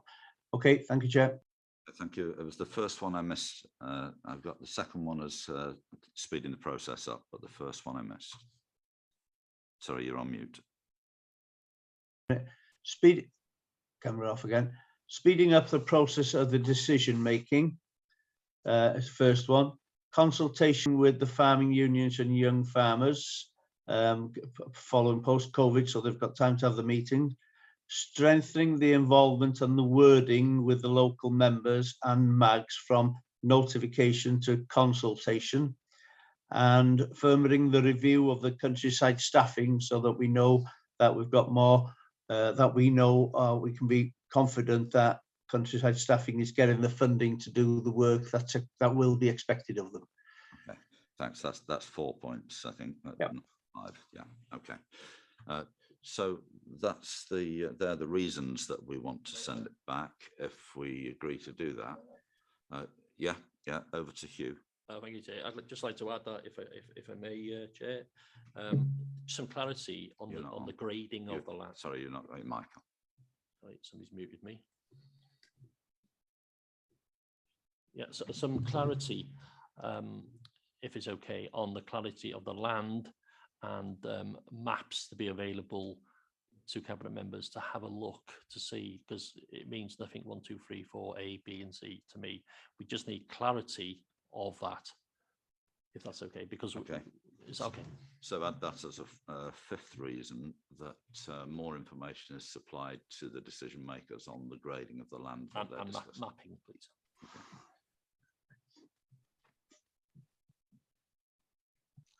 Okay, so we've got those 5 reasons now, and we're ready to vote on. First of all, we want to get it to go back to scrutiny to the Cabinet. So that's the first bit we'll do. Should we do that first of all? This was Gwyneth who proposed it, and Mervyn that seconded that motion. Shall we take that on first? So can we see all those in favour, please? Anybody against? Okay, so that's carried. So we agree that the call-in is successful and it goes back to a cabinet in the future, at the nearest opportunity, I think, in the future, as the wording. And the second one of the reasons, the 5 reasons, I don't know if we've heard them twice now, I think, with one extra one, which Hugh added, which was about information about mapping. Are we all clear about that? Do we want them read out again, or we're happy to go forward and vote? Happy? Yeah, okay. Happy. So they're the 5 reasons that we want the issue to be rediscussed. They're the points that we want to be addressed. So can someone propose that, please? I'll propose it, Chair. Okay, thanks, I'll Mervyn. second it. And Hugh to second. So can we have all those in favour? Okay, anybody against? Okay, thanks, that's also carried. So they're the 5 reasons that we want the cabinet to address in the call in. So, diolch yn fawr pawb. In a long session, I think it's important that we take these things seriously, though, and we do need to make sure that everyone has their voice and has their opinions noted. So that will be in a cabinet. Anyone, any idea on the timing of that? There is a cabinet next Tuesday, but I think it's too late for that. It can't go to cabinet next Tuesday, Chair. So if there's a cabinet, in April, consideration would have to be given as to whether or not it would be able to do this in the pre-election period. If there isn't a cabinet in April, then it would be June anyway. There won't be another cabinet until June. Okay, so it's likely to be June before it's decided on. Okay. Diolch yn fawr. Thank you very much, members. Thank you, officers. We've now earned a few minutes break. So it's 11:25 now. Shall we say 10 minutes? 10 minutes, okay. So we'll meet back at 11:25. Diolch yn fawr. Members, we'll go on to number 6, which is the Flood Risk Management and Riparian Landowners Task and Finishing Group. That was chaired by myself, along with members from this committee. And I must say, it was probably one of the best achievements, which I felt I've had personally as a task and finishing group in my 10 years of being on Denbighshire County Council.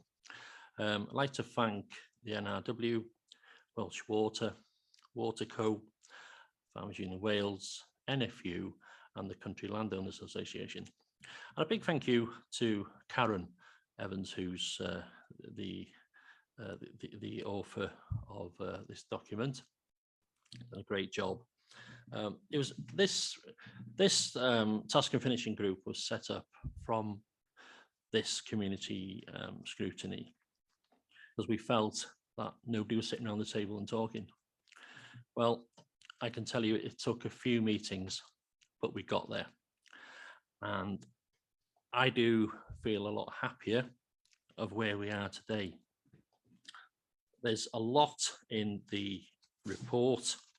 I'm not going to go through it in detail, but you know, there's agreements come out, or this information come out on the rail cut and the Prestatyn gutter, which I'm sure members will have questions on, and I'm sure, you know, we have got officers which are present here today that will help and guide us through.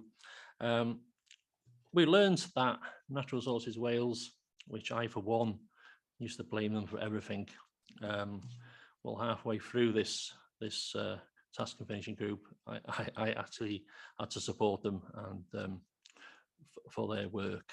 They get blamed for everything, but without due course.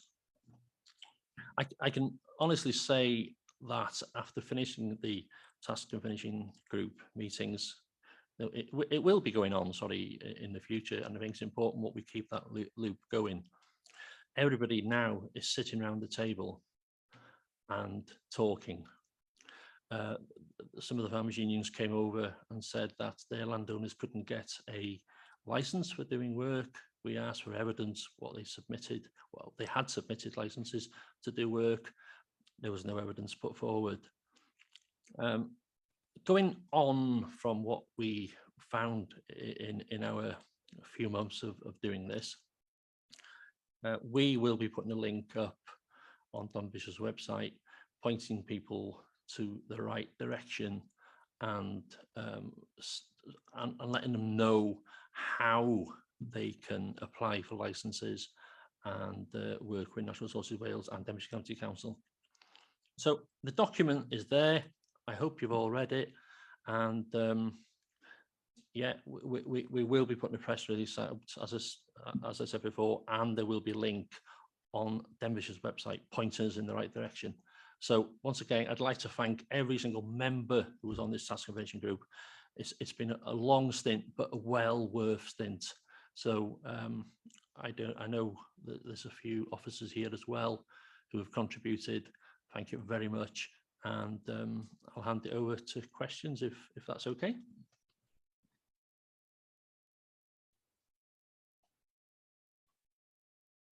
Graham Timms, please. Mr. Cadeirydd. Can I just say that on the report, thanks for the report, and it looks like a really detailed piece of work. And you mentioned that one of the problems was that it wasn't actually clear whose responsibility it was in terms of the public. And now that's been sorted out and people know that it's not NRW that's in charge of everything. And it's not the council that's in charge of everything. People are concerned about enforcement and making sure things happen. What is the process to make sure that things improve in Denbighshire rather than just knowing who's to blame? Yeah. Okay, thank you. Again, the link on the website will direct you into the right places, and it'll give you, it'll be able to download the forms for the necessary information you need or the license you need. You know, we have got members of staff within Denbighshire here as well. So I hope that answers your question. So if a member of the public wanted to complain about something that was wrong with a local watercourse, would they know who to turn to follow that complaint up? Yeah, obviously we've got officers within Denbighshire as well. So yeah, happy, you know, you could take that into 306 and put the complaint in there, and they would put us in the right direction. We are in a better place now. Obviously, as I said, if you point them to the website, and there will be a link page there where that will guide people to the relevant places. Yeah. The links on there will be, it'll link you either to Cymru Welsh Water or NRW, and the NRW, I must say, have got a really useful, like a frequently asked questions guide that will answer most of your questions or tell you exactly who you need to get in touch with. Because I think the main point is, what we understood through this work is that they tended to blame NRW or the council or Cymru for most things. Well, actually, the responsibilities for any waterways that go through a person's property now is that of the riparian landowner, and the riparian landowner could be a farmer who owns 1,000 acres, or it could be you or I who've got a 6-foot wall across the back of our garden with a waterway going behind it. So we're all riparian landowners to that effect. Yeah, sorry, what I'm trying to get at is a member of the public wants to make a complaint about a waterway that's getting blocked up. Who is going to enforce it? Not who's responsible for it, but who's going to make sure that it's enforced and matters improve? I would suggest what we post it through to 360 in Denbishire's system, and it'll go to the relevant people then, and I'm sure it'll be handed over to any National Resources Wales. Not wanting to repeat myself, but this link on the website is going to put, and as Rhian said, there's a live chat there. You said, wasn't it, Rhian? You could speak to National Resources Wales with updates. Did you say that? No, I'm not aware there's a live chat, but there's a frequently asked questions. Sorry, that's what I meant. Sorry. Document there, which, you know, if they want to know if they've got a complaint to do with, say, a blockage in the waterway behind their area, it should tell them then who they need to get in touch with regards to that. Okay, Graham. Thank you. Yeah, Cheryl, thank you. You're on mute, sorry, Cheryl. Typical. I wanted to ask something. It's happened before, and we did have the cooperation of the Welsh Water. It started before I was a councillor, probably over a period of 9 years, where all the community groups used to come together and clean out the cut right the way through. Can that carry on again? I know we've had COVID, so that will have changed things, but can that carry on again? Because it's always full of rubbish wherever you go. And I believe some people have lost land due to it as well, because it's crumbling along certain parts of the real area of Dinewell as well. Is it possible we can set something up like that again? Because Countryside Services were undoubtedly really great with setting that up as well. I don't really know the answer to that, Cheryl. I'm going to call on Gary Williams, you know, because sorry, it is the landowner's responsibility. So sorry, Gary, chucking you in there. No pressure. Sorry, Chair. Sorry, I was momentarily distracted by something else. I just wondered if Councillor Williams could just repeat the question. Cheryl, could you repeat that? Sorry. Yes, in the past we've had like like a large event to clean up the the cut, usually going right the way along, but I can remember doing it in Southwest here, just literally cleaning all the rubbish out, mowing it all down, because sometimes it obviously once the wildlife is safe, they have the seasons and stuff like that, it's completely mowed down and cleaned up, because people used to and still do fly tipping it all the way. So I wondered, Welsh Water worked with us wonderfully with that over the time, and I don't know if it's Resources Wales now, obviously, and Countryside Services set it up with them, and conjunction of local groups. I think I was Real Environmental Association at the time. I was a member of them, so that's how I got in. So I wondered if we could keep arranging that now, given that COVID will have stopped some of it. I'd wonder if we could work with doing it again, cleaning it up, on a regular basis, please. Yeah, I don't think there's anything to stop people on a voluntary basis assisting with the maintenance of.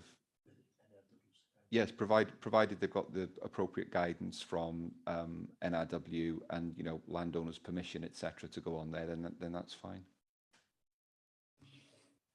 Okay, Cheryl. So as we said before, there will be a link on the Denbighshire's website. So just follow procedures and send the email to Natural Resources Wales. I think that's the best route to go down. Thank you.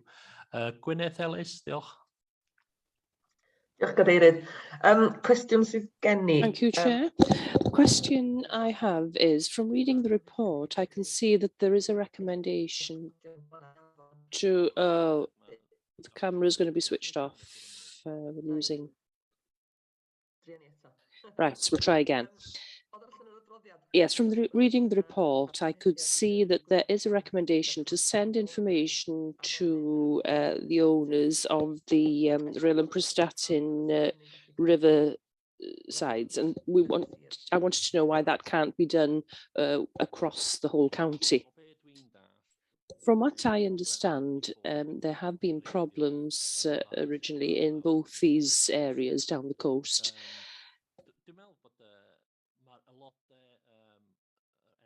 I think members of the NFU, FUW, Country Landowners Association and so on, they all have magazines where they advertise, and we have asked them to provide these details so that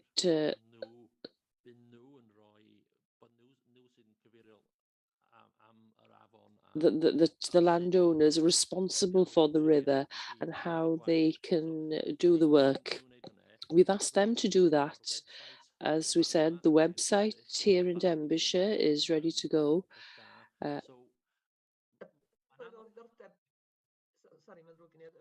Sorry to cut across, but what was of interest to me was the information that garden owners were even responsible.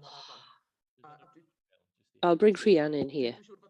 I'm sure lots of people weren't aware of that, and I'm sure it may be useful You're right, I didn't understand that until we started with this group. It's a very good question, and hopefully Rhian can give you an answer. In terms of that, I think there will be information on that in the press release that's due to go out. With regards to RIL and Prestatyn, the problem is worse, if you like, in that area because there are so many houses. There are hundreds of houses where their back gardens facing the cut. That's where there's been a specific problem, but the plan is to draw people's attention to the fact that if you've got a river or a stream running at the back of your garden, you have got responsibilities. Thank you. Are you happy, Gwyneth, with that answer?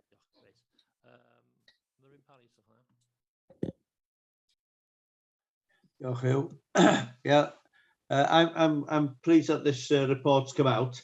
I'd just like to make sure we don't lose it from this council to the next. I'm sure we won't because it was good work, but I'd just like to see that it goes forward and maybe comes to scrutiny again to see what's happened with the work that's been done, because we'll be in a new council going ahead and there are still questions to be asked, I'm sure, about, you know, like Gwyneth just asked now, good question about notifying the people with households in RIL, but there are lots of people in the rest of the county who've got rivers going through their gardens as well, so it's not just the landowners, there are residential people, and just to make sure that the work that's been done has followed through, and so questions can be asked again, as Graham Timms mentioned, third party, maybe the landowner themselves might know or might not know who's responsible, but a third party. So if an example, water could be coming out of a river,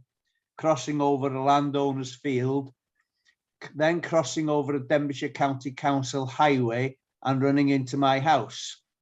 Where do I, as the householder, I can complain to Denbighshire, I can complain to the landowner, I can complain to NRW, but who's actually going to enforce it and help me to do something about that water coming across various owners' properties and responsibilities and then coming into my property? So it's just a case of being able to manage the questions and the enforcements when it's required. Thank you, Chair.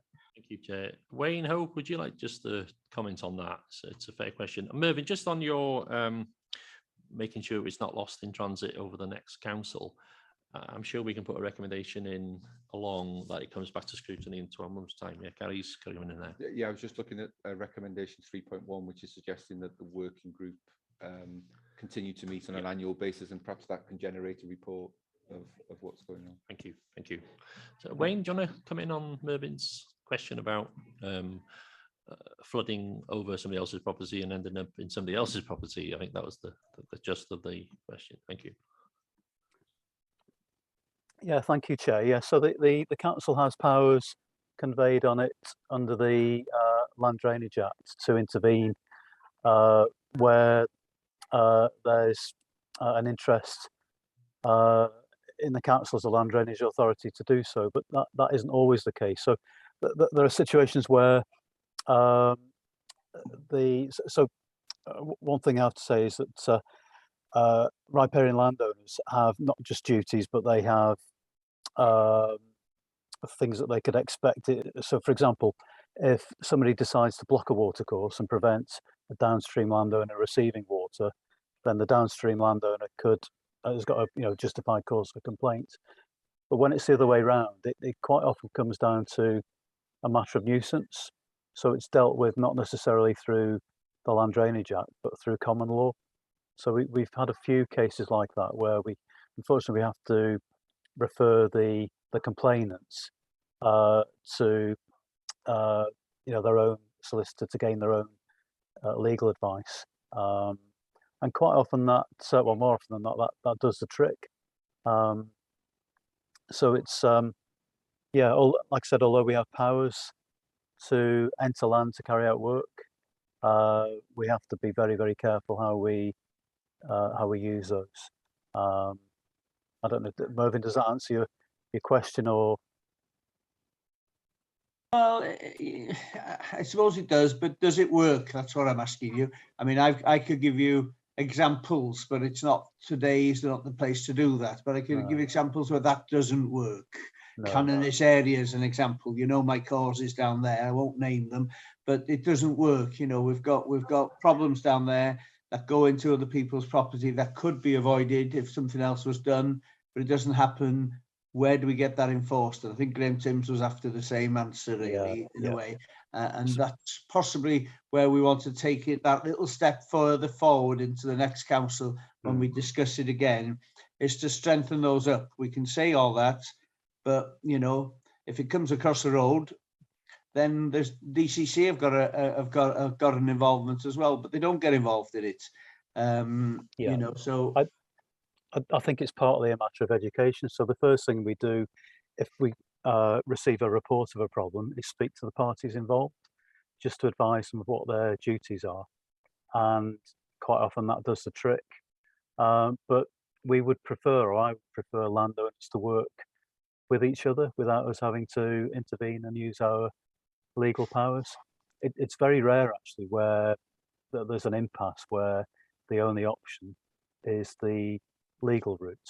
But I think that there's an opportunity here through the website. So there's already information on the council's website regarding land drainage matters, but there's a really good opportunity here to review that and improve on it. And we could possibly do some more work around awareness raising in the community, not just in the urban rural community, but in urban communities as well. Thank you. Thank you. I'd just add to that people do also have private legal remedies in respect of nuisance or damage done to their land by something that arises out of somebody else's land. So there are other remedies as well. Thank you, Gary. In part of the task and finishing group, it was frustrating in the first 3 meetings, I think, because it wasn't clear who was responsible for what. You know, everybody was blaming Natural Resources Wales, and there seemed to be a barrier up between the unions and Natural Resources Wales because they were scared of them. That barrier's come down. There's a good working relationship, and I do feel what we've achieved a lot to try and resolve problems. But as we've said, it's ongoing. So Brian Blakely, I think, from the group. Yes, thank you, Chair. Yeah, just to say to Wayne, it doesn't work, Wayne. You know, you've met, I'm sure, Wayne, with people in Regent Road and County Drive and Hadley Crescent in Rail, where the back gardens have gone into the cut, completely gone, trees have gone. Now, the residents are saying down there, what happens if they took control of this and they rebuilt and blocked the cut off completely? Where do they stand on this? I'm sure, Wayne, that you've been there. If you've not been, our officers have been there in the past. It's been ongoing for a long, long time. When I first became a councillor in 2003, the houses at Hadley Crescent and County Drive, they literally lost their gardens into the cut then. At that time, we were very lucky that we got Natural Resource Wales to come along and do a one-off job, they said. They did, they put sleepers in, rebuilt the back to stop the problem happening. Unfortunately, Brian, that was 2003. Since then, it's all gone back in again. Sorry, Where do we stand on this, Wayne? Brian, can I as chair, it is important. These people are pulling their hair out, and we're not going anywhere at all. You say riparian. Thank you, Brian. Thank you, Brian. One thing that's come out of this task and finishing group is the responsibility of the landowner abutting these pieces of land. It's theirs. What we can do is point these residents in the right direction to liaise with Natural Resources Wales and Devonshire County Council to guide them on what they can do and what their responsibilities are. I know it's not what you want to hear, but that is it the law, Gary? But that's what it is. That has already been done and it's not worked. Well, I'm really confident that after today's meeting, with what we've got on the website, we've got a good relationship now working with everybody, let's get them around the table and let's get them talking, and I'm sure you will lead that on that as well. So moving on, Mervyn, you've got your hand up, but I don't think you want to talk. So no, I'm going to Amerik like Davis. Can I siarad efo chi swch yna? Diolch yn fawr eto. Thank you once again, Chair. Could I first of all thank you for the excellent information from page 67 onwards, and to members of the group, the Task and Finish group, and also to the officers for putting the reports together. It's very revealing, if I may say. But if I can pick up on page 68, we start with the big paragraph. It's in English. It will be in Welsh, I'm sure, won't it? NRW explained their position on dredging and that it wasn't necessarily a solution for flooding. That's what it says. But if you go down then to the next paragraph regarding what the landowners, and we've heard that they are the owners, retaining riverbeds and banks is what they say there. 1 minute, the rivers section say there's no need, and we don't think we should do so. And yet it says that they need maintaining. And then if we go over the page to page 69, it mentions surface water and sewerage flooding there. I don't think the county adhere to this to begin with, and I think you mentioned that at the beginning. There's been water on the roads for about 25 years, I think, and it's still running. If you look down then on the page, it says again, there was a need for adjacent landowners to take ownership of their watercourses to increase the capacity of the overflow from ditches. How do you do that if you're not keeping the rivers clean and the small rivers that you have? And then if we go down the page again, could I just cut across here? There are lots of questions there. Could I just get the answers to some, and I'll bring Wayne Hope in to answer those.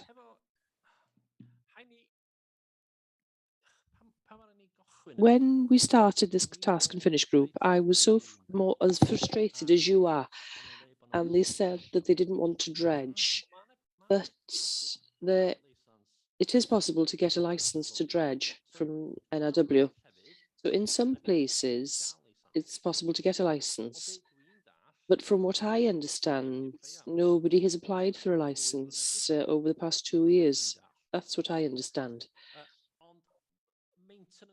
But maintenance of riverbanks, that's what you were talking about, the trees that hang over. That's what they're talking about there, and the sides of the river banks. So NRW, it's not their job to clean the riverbanks. They manage the rivers. So that was your first question. Wayne, do you want to come in? Second question. Yeah, sorry, just remind me what the second question was, please. Yeah, it was from the ditches that would lead to the river.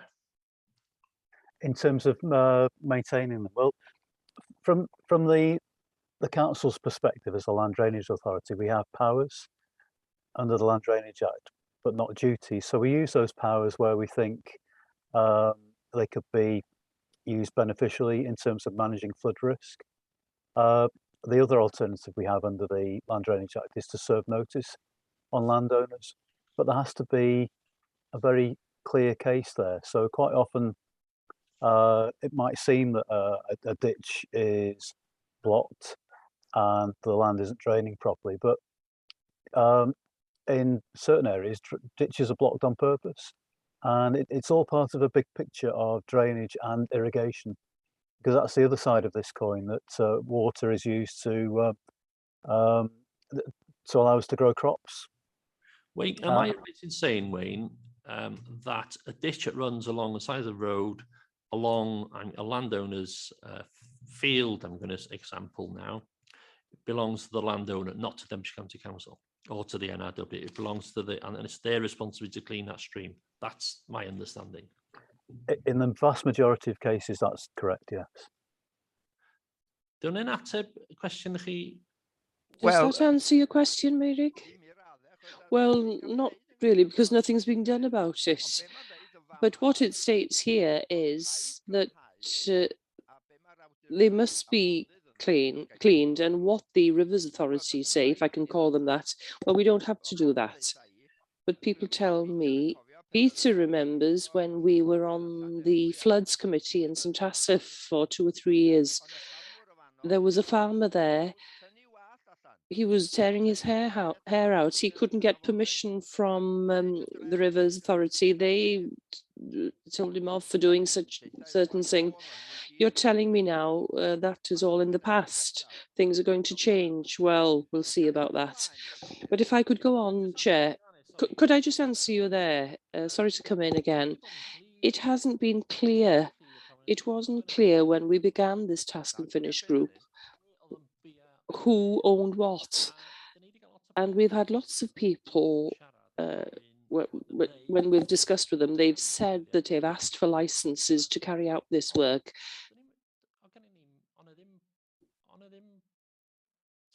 But there was no evidence there that they had actually asked for these licenses. So we're just delivering today what has been put before us. It's difficult, and I do understand, but what you're trying to say today is that we are clearer now as to where we're going and which way we're going, and who is responsible for carrying out these things. I understand where you're coming from, but this is where we're going. Okay, Chair, thanks very much. Could I go ahead with, very briefly, there's a line here that says in English, problems with flooding tends to occur when the combined system becomes overloaded by high surface water flows. I don't know whether you remember, when privatisation was put on the statutory and private companies took over, it was promised then that the new companies would put another pipe in the streets and everywhere where there was sewerage to take rainwater and dirty water, but that hasn't happened. The only thing that has happened is that every new estate that's being built, they put 2 pipes in, but something has happened to the statute that says that we had a right to have a new pipe, and that would answer the problem of the overflowing, wouldn't it? The reason I was asking about whether I had the right to raise this, in Llanllyn, near Wigfair, there's a farmer there who is ready to provide an overflow for the river, but she's getting problems getting anybody to accept that. Things are improving slowly, but it's taken years for her to do that. I think I've asked what I want to ask now. Oh, and one of them with ownership. I wonder whether Wayne could tell us, if you have got a river, do you own the whole river or only parts of it? If you have a ditch, is it important that the hedge is on the right side of the ditch? In other words, that it's on your side, the hedge is on your side of the ditch, and if you own the one next to it, because that, if I remember rightly, is essential in terms of ownership of the ditch. Thank you, Meirig. The question that's been asked over the past 6 months with regards to who owns what, from what I understand, it doesn't matter where the hedge is. You own that land to the middle of the road. That's how I understand it. So it's difficult. Maybe Wayne could help us out a bit more with that. Yeah, on about as well, please. Yeah, thanks, Chair. So as a general principle, unless there's something else on deeds or within a land registry, yes. If you own a field on one side of a river and your neighbour owns the field on the other side, then the ownership goes to the centre of the watercourse. But you might own the field on both sides of the river, or it might show in your deed. So I know of some examples that we've come across in the past where the deeds show that the ownership is to the far side of the river. But as a general principle, if there isn't anything in the title deeds, then the ownership is to the centre of the watercourse. If we have a force, what about the ditches? If it's between two farmers? It would be, it's the watercourse by definition, Merrick, so it would be again to the centre of the ditch, unless there's something on the title deeds that shows otherwise. Well, if I'll say it in English. And when I was doing my studies, I was told that if you form a ditch, you put the soil on your own land. You don't put it next door. So you own the ditch. And that's why hedges are on your side of the ditch and not on the next door. I'm going to move on from there. It's getting a bit tricky. What's the word? Could you just explain? Merrick brought up about the pipes on new estates, I think it was. Could you explain that, why we're having two pipes instead of one bigger pipe? Was it? I think that was the question. I think what Councillor Davis was alluding to was that the old way of doing things, so it goes back to Victorian times, is that surface water and foul water, so foul sewage, share the same pipe, and they all end up at the sewage treatment plants, and that causes problems nowadays with increased development, increased surface area, more roads, etc., where those combined systems are used to deal with both flows. But for new developments, the two are separate, and with the relatively new legislation, the sustainable drainage legislation, all new developments have to manage surface water so that it leaves the site at what we call attenuated rates, so much slower rates than would previously have been the case. But that doesn't address, development that took place 40 or 50 years ago that still places pressure on the systems. Could I ask, Mr. Cadeirydd, Wayne, am I correct in saying when privatisation of drains, etc., was taken on board privately, that an assurance was given that they would be providing an extra pipe for the sewerage so that they could use the old sewerage system for surface water? A two-pipe system. Merrick, I know that made common sense, of course, but it's not something I'm aware of in terms of a formal commitment at the time. Well, I've got a good memory. Okay. Thank you very much. Any more speakers? Any members want to raise anything?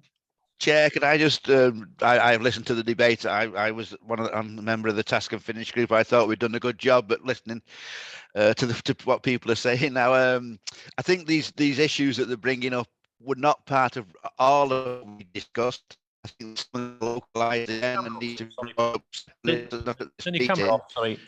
Sorry. Yeah, I was on the Task and Finish group, as I say, and a lot of what we heard, I think you probably heard that we didn't discuss all this, but I think these issues should be brought up perhaps locally within their own groups. I think that the purpose of today was to report to the scrutiny committees what we'd done at the Task and Finish group, and that's what we were doing.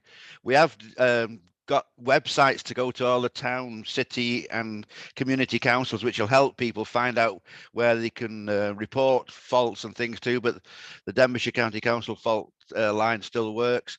I think we've developed a brilliant working relationship with Natural Resources Wales. They've been a big help for me in St Asaph, but that's just personally. We have a river that runs through, as you know, that's a problem, but they've looked after that and maintained that and done a good job. So I think on the whole, the group's done a good job, Chair, and I was very pleased with the actions we took. Thank you very much. Thank you, Peter, for those kind words, and thank you for your input as well. We've achieved something in this council by getting people around the table talking, and it was very frosty in the first few meetings, let me tell you. So if there's no more speakers or questions, I'm going to bring Graham Timms in. But Graham, can we also add that, I know it's in the forward working programme, what we are going to meet with these partners, but when it comes to scrutiny, please. Thank you. Yeah, thanks, Chair. That's the only extra bit that I noted from the debate, actually, that and I would suggest that at the end of 3.1, it says, and that the group will report back to the Community Scrutiny Committee. I think that should cover that point to make sure it's linked into somewhere in the council. So the other recommendations are as on the agenda. Shall I read each one individually, Chair? I'll go through them quickly. 3.1, that the flood risk working group comprising of the flood risk management authorities and landowner representatives continue to meet on an annual basis for an updated position on issues and expectations, adding to that, and that the group will report back to the Community's Scrutiny Committee. 3.2, that the local flood risk management strategy page be relaunched, including 3.21, links to related natural resources Wales and Dŵr Cymru Welsh Water web pages, and 3.22, explanation of the responsibilities of flood risk authorities, riparian landowners.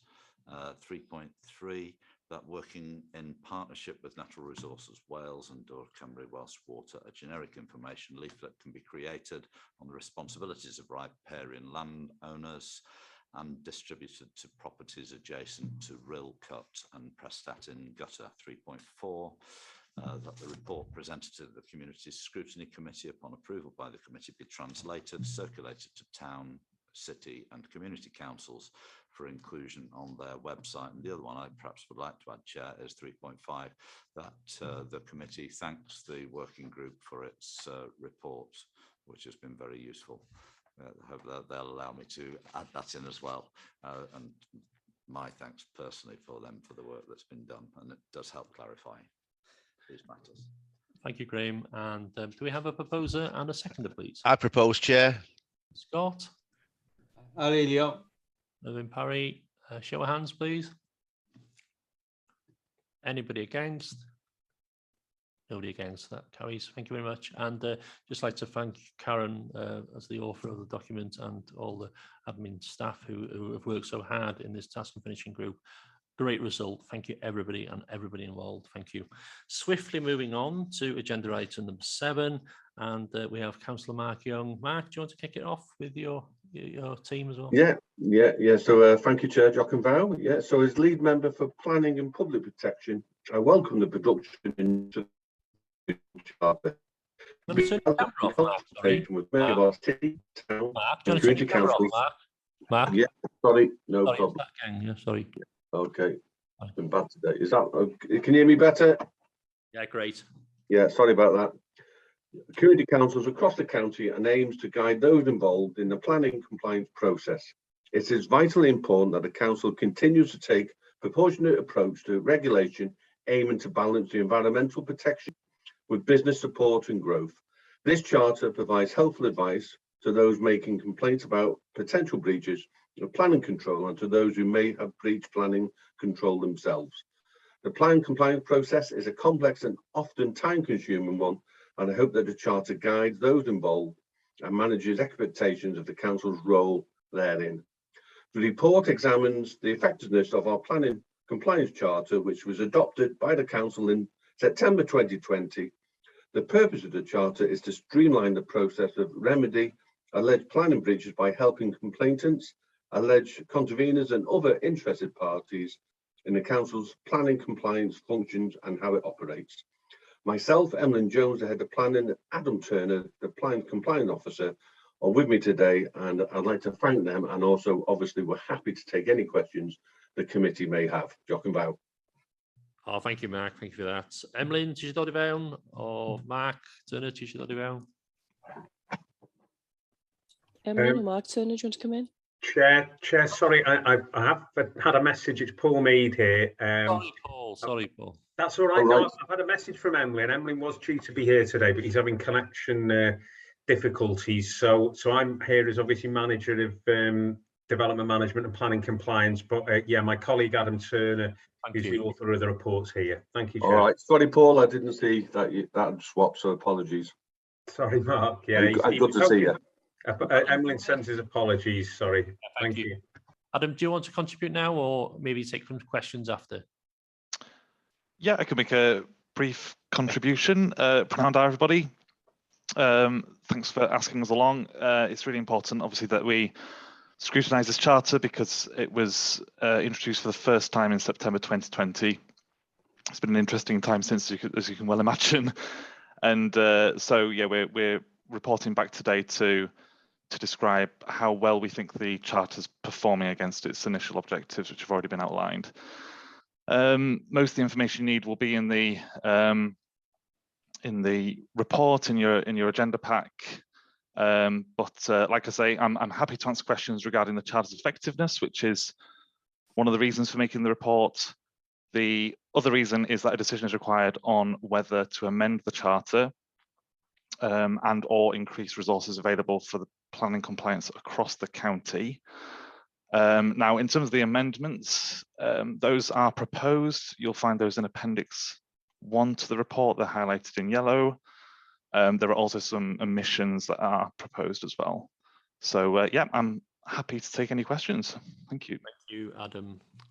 Members, any questions? Yes, Graham Timms. Thank you, Graham. Just to say that personally, the planning compliance charter has helped me because when we're asked by people locally about items, we can say, well, don't expect very, very swift action because these things are all prioritised, and we can point them to the way that the county council prioritises them. So from a point of view of a document being there, rather than me just saying, oh, well, it'll take ages before they get round, they can see where they are in the pecking order. And I think that's been helpful progress. The problem that caused the planning compliance is, of course, the length of time it takes for action to happen when things are not going well.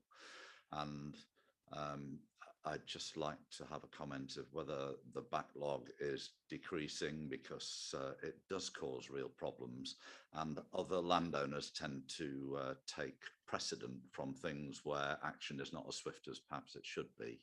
And it's about having swift action on these things. All right, let's have the compliance charter manages expectations, but maybe we need to raise our expectations and deal with things more quickly as a council. Thank you, Graham. Question in there, or was it just a comment? I'd just like to know how the backlog's doing, basically. Okay, Adam, go for it. Yeah, thank you, Councillor. So, as you might expect, we have had a backlog as a result of the first lockdown in particular, which wasn't helped by the fact that perhaps our resilience wasn't where it ought to have been in advance of that, which is one of the reasons the charter was suggested in the first place. We are, however, going in the right direction in terms of caseloads now. Caseload is still high, but it is decreasing. That is in part because of the charter and in part because we now have a second compliance officer who's actually in attendance today. Hello, Simon. So Simon came on board in August last year and obviously has gone through an induction and probationary period and is very much up to speed now, which is good news. And so to answer Councillor Tim's question, like I say, the backlog is still significant, I would say, but things are going in the right direction, and I see no reason why they shouldn't continue to do so. Thank you. Thank you. I'm sure we all welcome Simon on board as well. It's good to see a new face on the team as well. I'm going to bring Councillor Martin, Mark Young, because he's the lead member. Mark, did you want to come back? Yeah, just very quickly. Yeah, and welcome, Simon. Welcome to the team. And the fact that we have got a new officer does mean we have listened. So obviously, you would hope, and they are performing and getting more work done now. There's 2 of them rather than 1. But some sites we deal with, and I'm sure Councillor Martin Holland is going to come in. Some sites are historic and take lots of resources. Some of the sites I've been working with officers on has been going on 5-10 years. So it's ongoing. Obviously, you have to target the bigger cases, but I think the balance is right. But obviously, more resources, better results, and we've got an extra officer. So I think it'll go the right way. Thank you, Chair. Jochen. Thank you, Mark, for that. Any members within the committee would like to ask questions? Would you put your hand down, Mark? Sorry. Mervyn Parry, please. Put my camera off, Chair.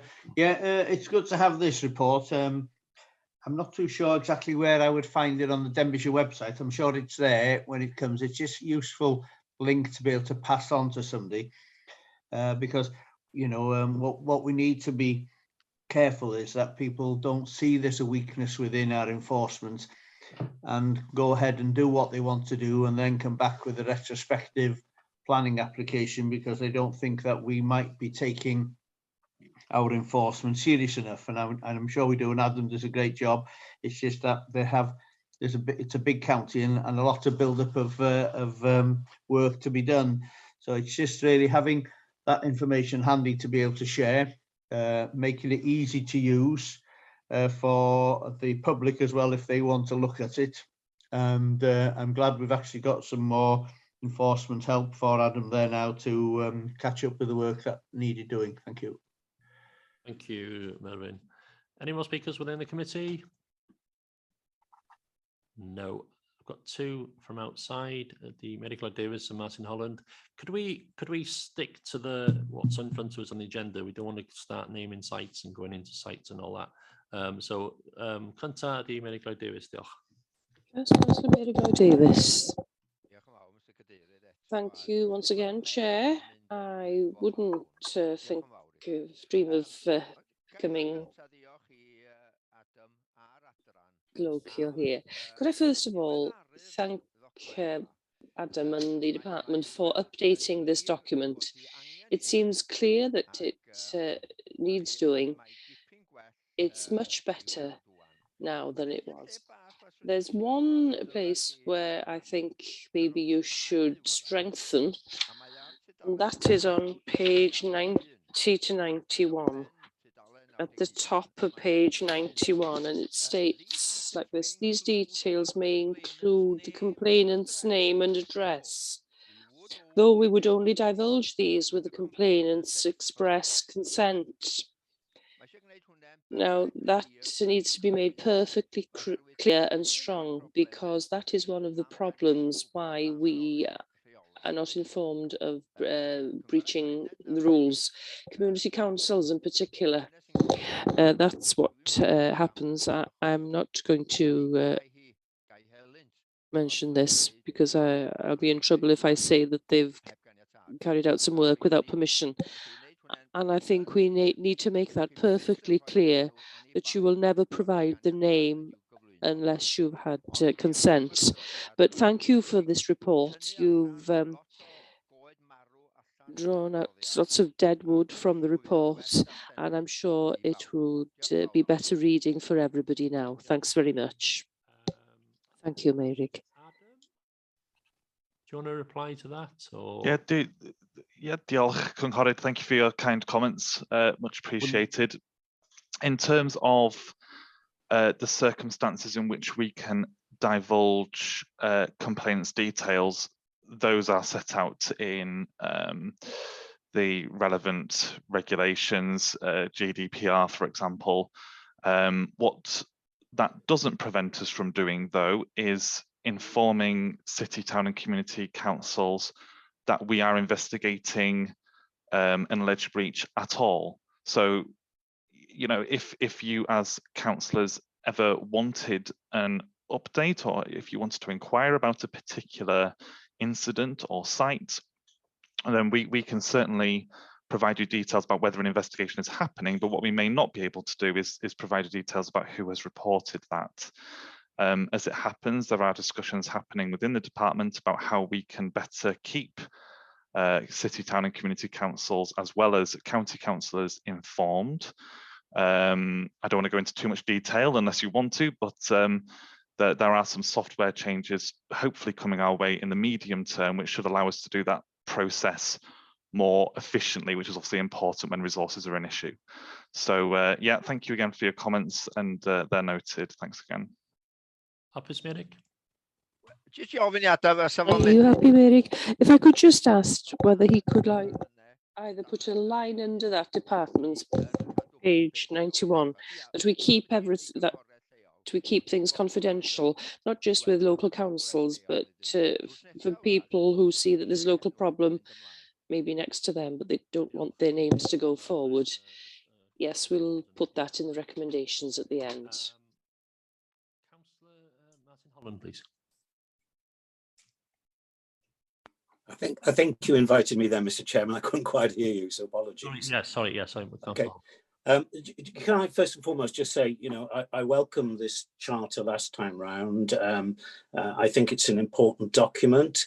I also would like to see it, certainly signposted or given to community councils as an aid for them, because I think it's important that they also understand some of these planning issues. I also, would like to welcome Simon as well to this meeting and to the team. Sadly, Adam and I have had to deal with quite a few issues in my ward, and I'm not going to go into those because some of them are in delicate stages. But I'm grateful to Adam for all the work that he's been doing, and I'm hoping now that we've strengthened the team that we'll see, a move in the right direction with some of the backlog. Just a couple of comments stroke questions. Number 1.2, item 1.2.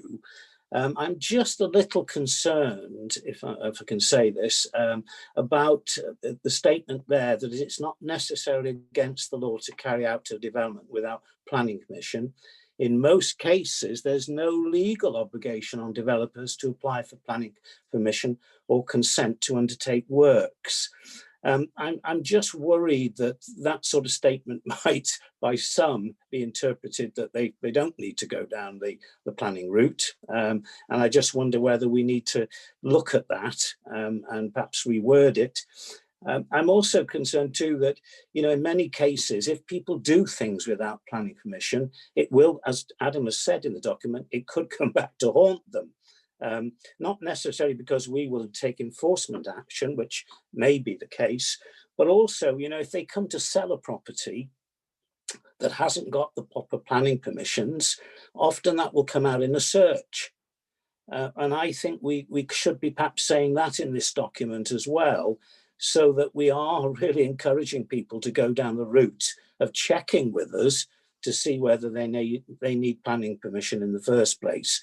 I had a case in my ward where a guy came to sell his house and he'd done some minor amendments, but it had come out the search and it totally delayed the sale of his property. And it could be that it won't necessarily be for the owner occupier, but if that property is passed on to family and friends, family at some other stage in their lives, then they could also have problems in, selling a property. And, if you're dealing with an estate or something of that nature, that could be a massive issue. Page 16, page 10, 211, there's certain categories that will be immune from enforcement if no action is taken for 4 or 10 years. I think it is the two categories of 4 years and one of 10 years.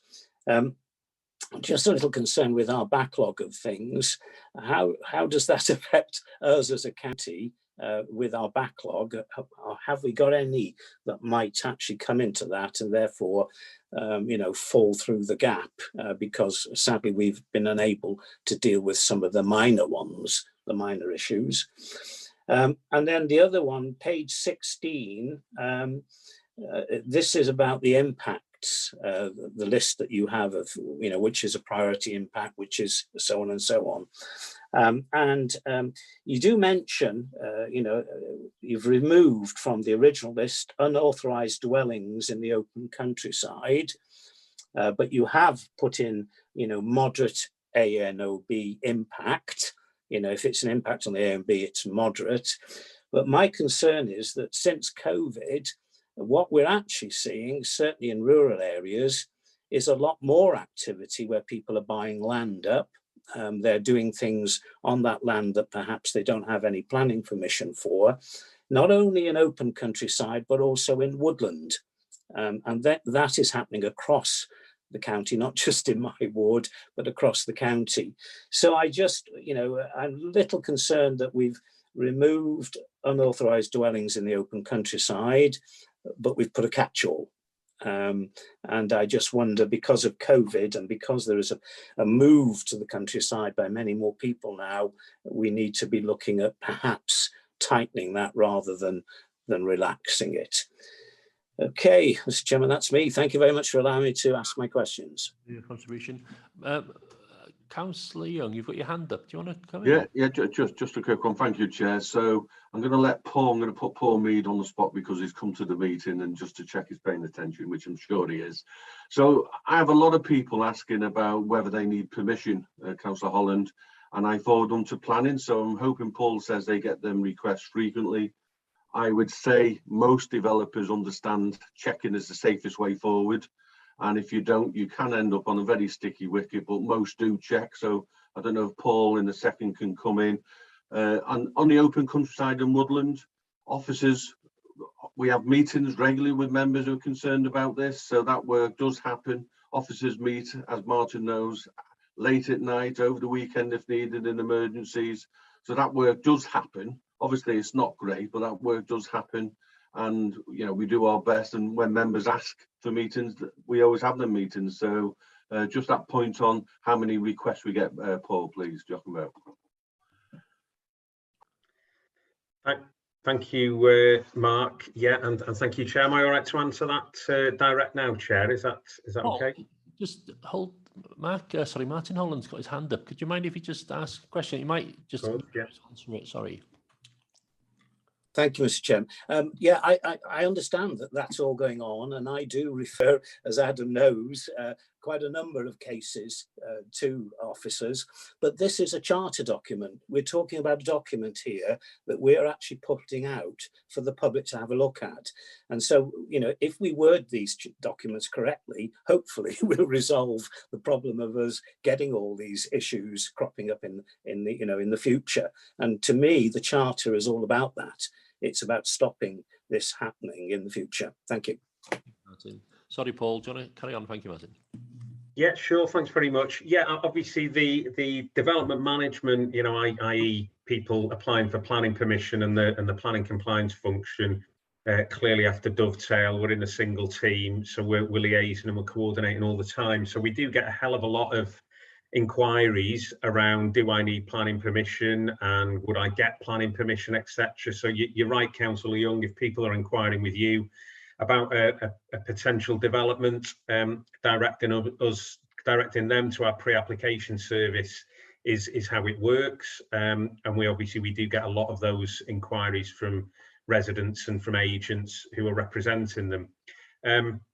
Clearly, there are risks if people don't do that. I think it's already been alluded to today that if people crack on and do something without planning permission, you know, eventually it will catch up with them, because trying to sell a property or sell a piece of land, those questions get asked in the search, and if they haven't had the requisite permission, then there'll be issues there. I think it all links in as well to Councillor Holland's point there around, you know, the backlog and whether, you know, if something is reaching its 10-year point in terms of land use, or its 4-year point in terms of something being built, are we on to that, and are we able to sort of catch them before they become immune from enforcement action?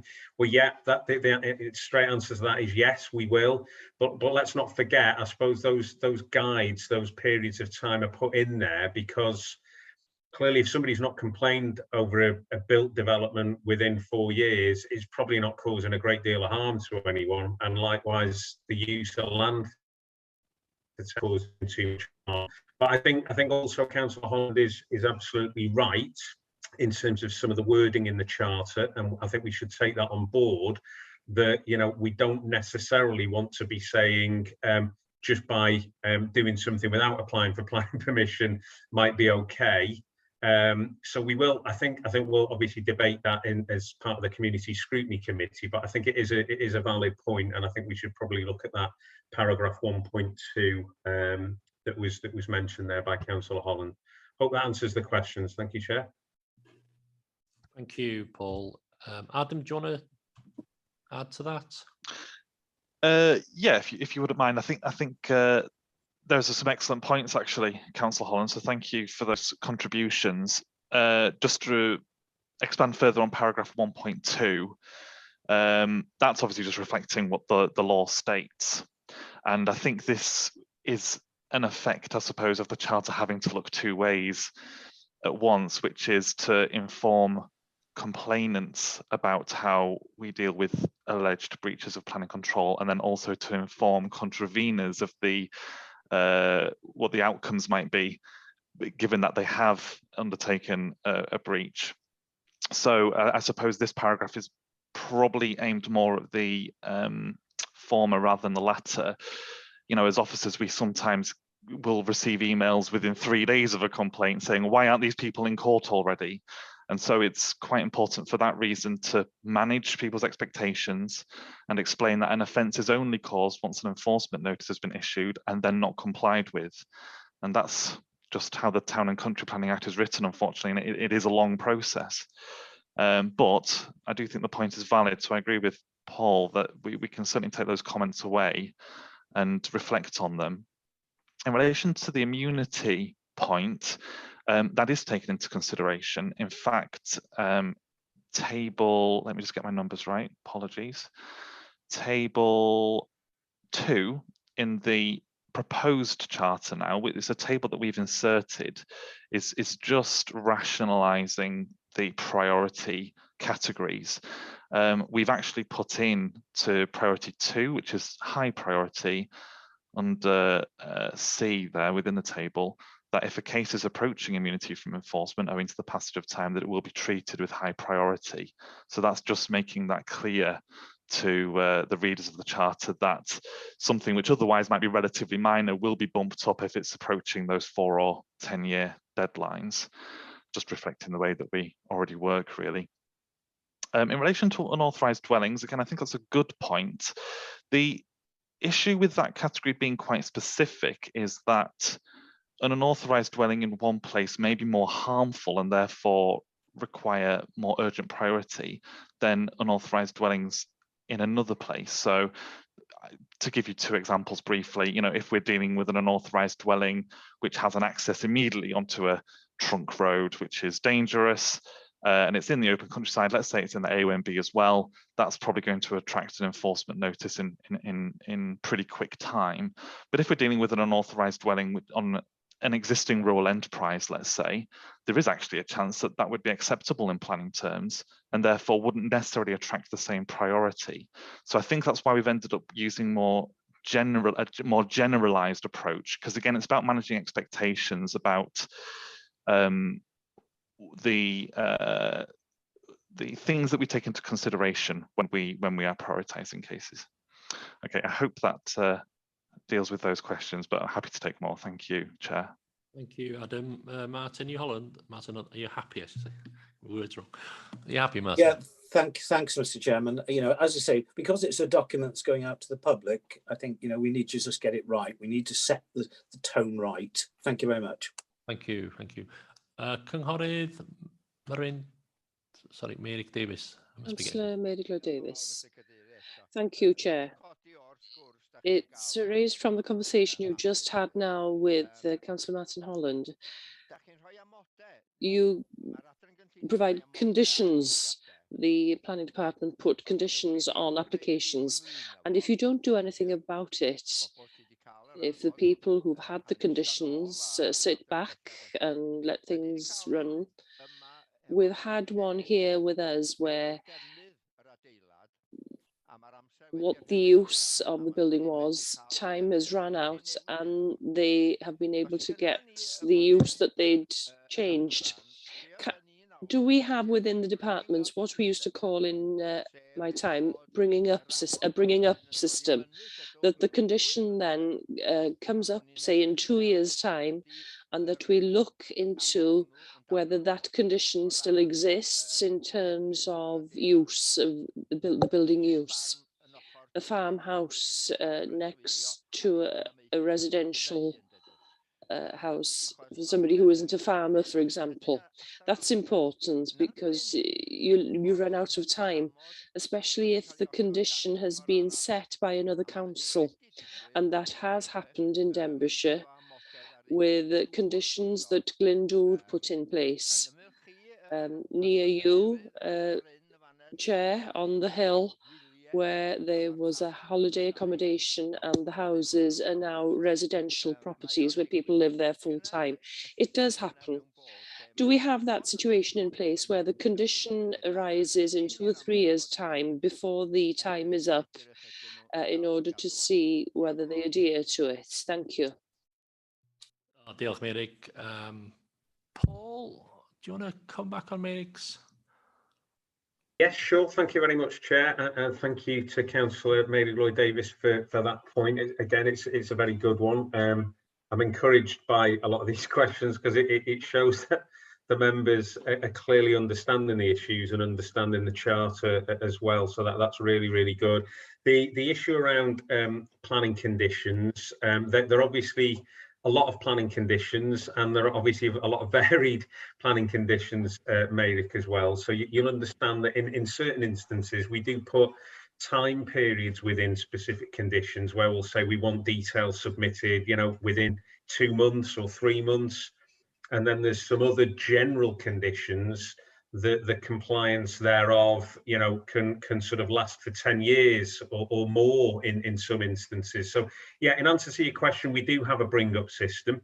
We do have a system of checking conditions. Obviously, our planning officers, when they're dealing with planning applications, they will alert Adam and the team to certain planning conditions in terms of needing to check. So we are doing that, Meirig. I think there's a lot of problem cases that you're probably referring to that go back almost to previous authorities and conditions that were on there. They're a bit harder to check on, but yeah, the more modern ones are being checked. Thank you. Thank you, Paul. And I think Meirig's put his thumb up there, has been happy. Yeah, diolch, Meirig. Llaw lawr, Meirig, diolch. Last but not least, and then we'll go to the summing up, is Emrys Wyn, diolch. Diolch yn fawr, dwi'n falch bod fi di'n codi yn yna, dwi wedi gorfod symud os Thank you. I've had to move from the study to the car. Could you speak up a bit, please? I assume that you can hear me. Sorry, I'm in the car, so I hope you can hear me, or is that better? I only had one question, and it's almost what Meirig has, like what Meirig asked about conditions. Could I also add comments possibly to the answer? It would be useful for local members to have a report back occasionally on the activities of the enforcement departments and the work they have done in terms of enforcement, because we often get questions from people such as what's happening to such and such that was reported a few years ago. It can go back as far as 4 to 10 years. I suggest that kindly. And could I ask regarding developments that are allowed?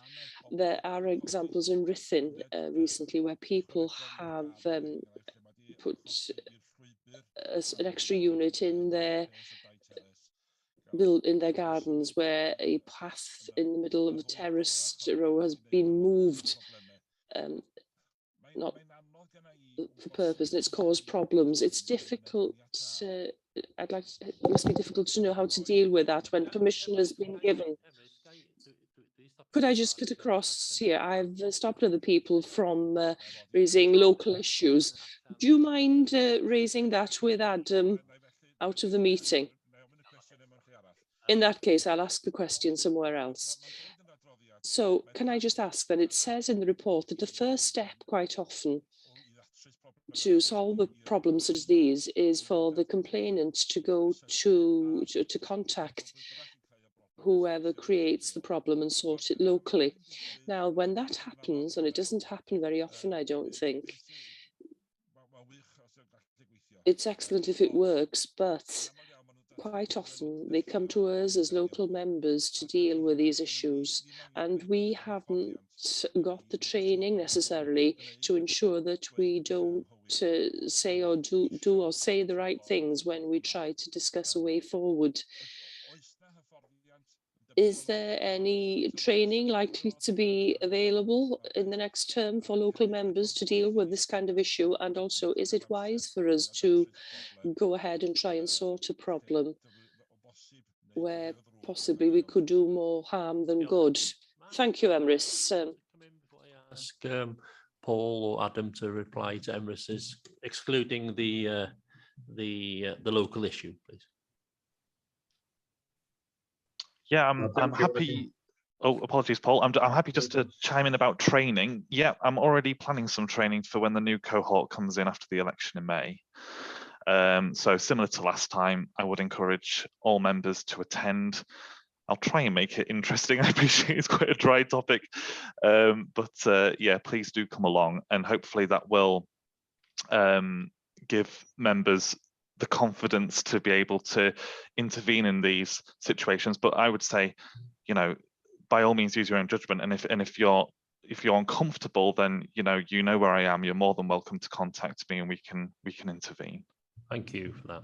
Paul, do you want to add that? No, I think that's right. I think it's clear that local councillors will often be the first sort of port of call for a complainant or neighbours that are at each other's throats, and it's quite difficult sometimes to act as mediator in those instances. I think it's sometimes about just fact finding, not committing yourself to anything, but clearly getting in touch with Adam or Simon or myself if there's any sort of technical questions around what needs planning permission and what doesn't. Thank you, Chair. Thank you. Mark, you got your hand up. So yeah, just very quick one. So on the conditions, I've had to deal with Paul, and I've done many times, and some of the conditions are months or years, so that work does happen. The communication one's a really good one, and all officers and myself, we understand that is needed, and that's been committed to, and Adam touched on it before. Thank you. Thank you, Mark, and thanks for bringing this document. I'm going to hand over to Graham. I think there's a little amendment, Graham, what Martin Holland would like to exclude some wording, if that's right. But maybe Gary will help us on that. I was going to suggest that there are 2 points that were brought up as far as I remember, and one was by Councillor Merritt Lloyd-Davis, which was about the confidentiality of people that complain. However, I think the outcome of the comments was that that's the legal position, and you're just quoting a legal position there, and that wouldn't need any alteration to the report. So I was going to leave that one off. Is that the case? Yeah, that is the case, Councillor. Yeah, thank you. Just going to Gary Williams in. Yeah, are we talking about 1.2 now? No. No, sorry. Talking about page 90, where it talks about anonymously submitting a report, and that names are required, and they won't be passed on unless they have their. Yes, yeah, that's correct. Yeah. So there's no point changing anything there because it's just the legal position. The other point was that we had a commitment from Paul and Adam about paragraph 1.2. So I was just going to add that to the first one. Endorse and the first one is, if I go through them, that members endorse the draft charter and entitled Planning Compliance in Denbighshire, Planning Compliance Charter Appendix 1, and just put in and take mind of the committee's comments on paragraph 1.2. Martin, you happy with that? Yeah, he's nodding his head. Yeah.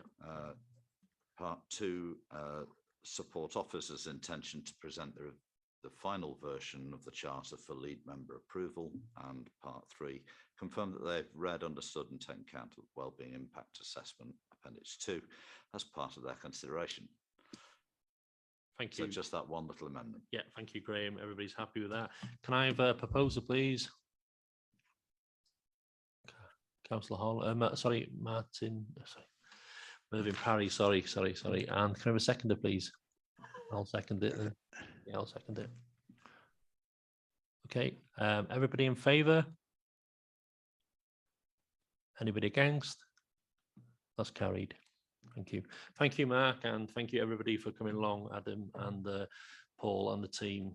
Great, thank you very much. Thank you very much. Just before I go, I know Councillor Cheryl Williams had put something in the chat there about making sure that there's a link to the charter. So we'll make sure that we send you a link, Cheryl, to the charter. That's fine. Thank you. Thank you, Chair. Thank you, Paul. Thank you very much. 8, scrutiny work programme. I'm sure I won't be long on this. All depends how long you want me to be on it. Yeah, dyma o'r rhaglen waith arferol chi. This is your usual work programme. I say usual, but it isn't quite usual because this is your last meeting before the elections. Obviously, the committee work programme is carried forward to the new council, and then it will be up to that committee to then decide whether it carries on with the programme as it stands or whether they want to change it or not. But there shouldn't be any major changes. Obviously, we will add that report today on floods and riverbanks to that in about 12 months' time, so that will go in. You'll notice there was a report to be presented to this committee regarding dog abuse and mistreatment of dogs, rather. Unfortunately, staff working in that department are still on work responding to COVID and the track, trace and protect work. So they'll be back in their jobs at the end of June. They have prepared a brief report that I've circulated to you the other day, just to provide a little bit of peace of mind that it isn't a big problem in Denbighshire as it is in many other counties. But they are going to bring a comprehensive report to committee in October. So I think it's Councillor Arwell Roberts who asked for that. So he's had a copy of the report too, so that he's aware of it. The chairs and vice chairs group met at the end of January, and in order to get the items that we have on the agenda today, they have changed some items that have been moved forward to July. So those are to be seen in Appendix 1.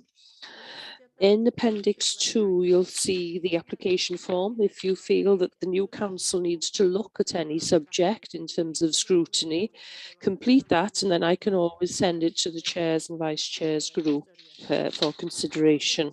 Appendix 3 is the Cabinet Forward Work Programme, and then in Appendix 4, that is the latest on your recommendations. I don't think there's anything else there. Thank you, Ria. Moving on. Sorry, Mervyn, sorry. Sorry, just put the camera off.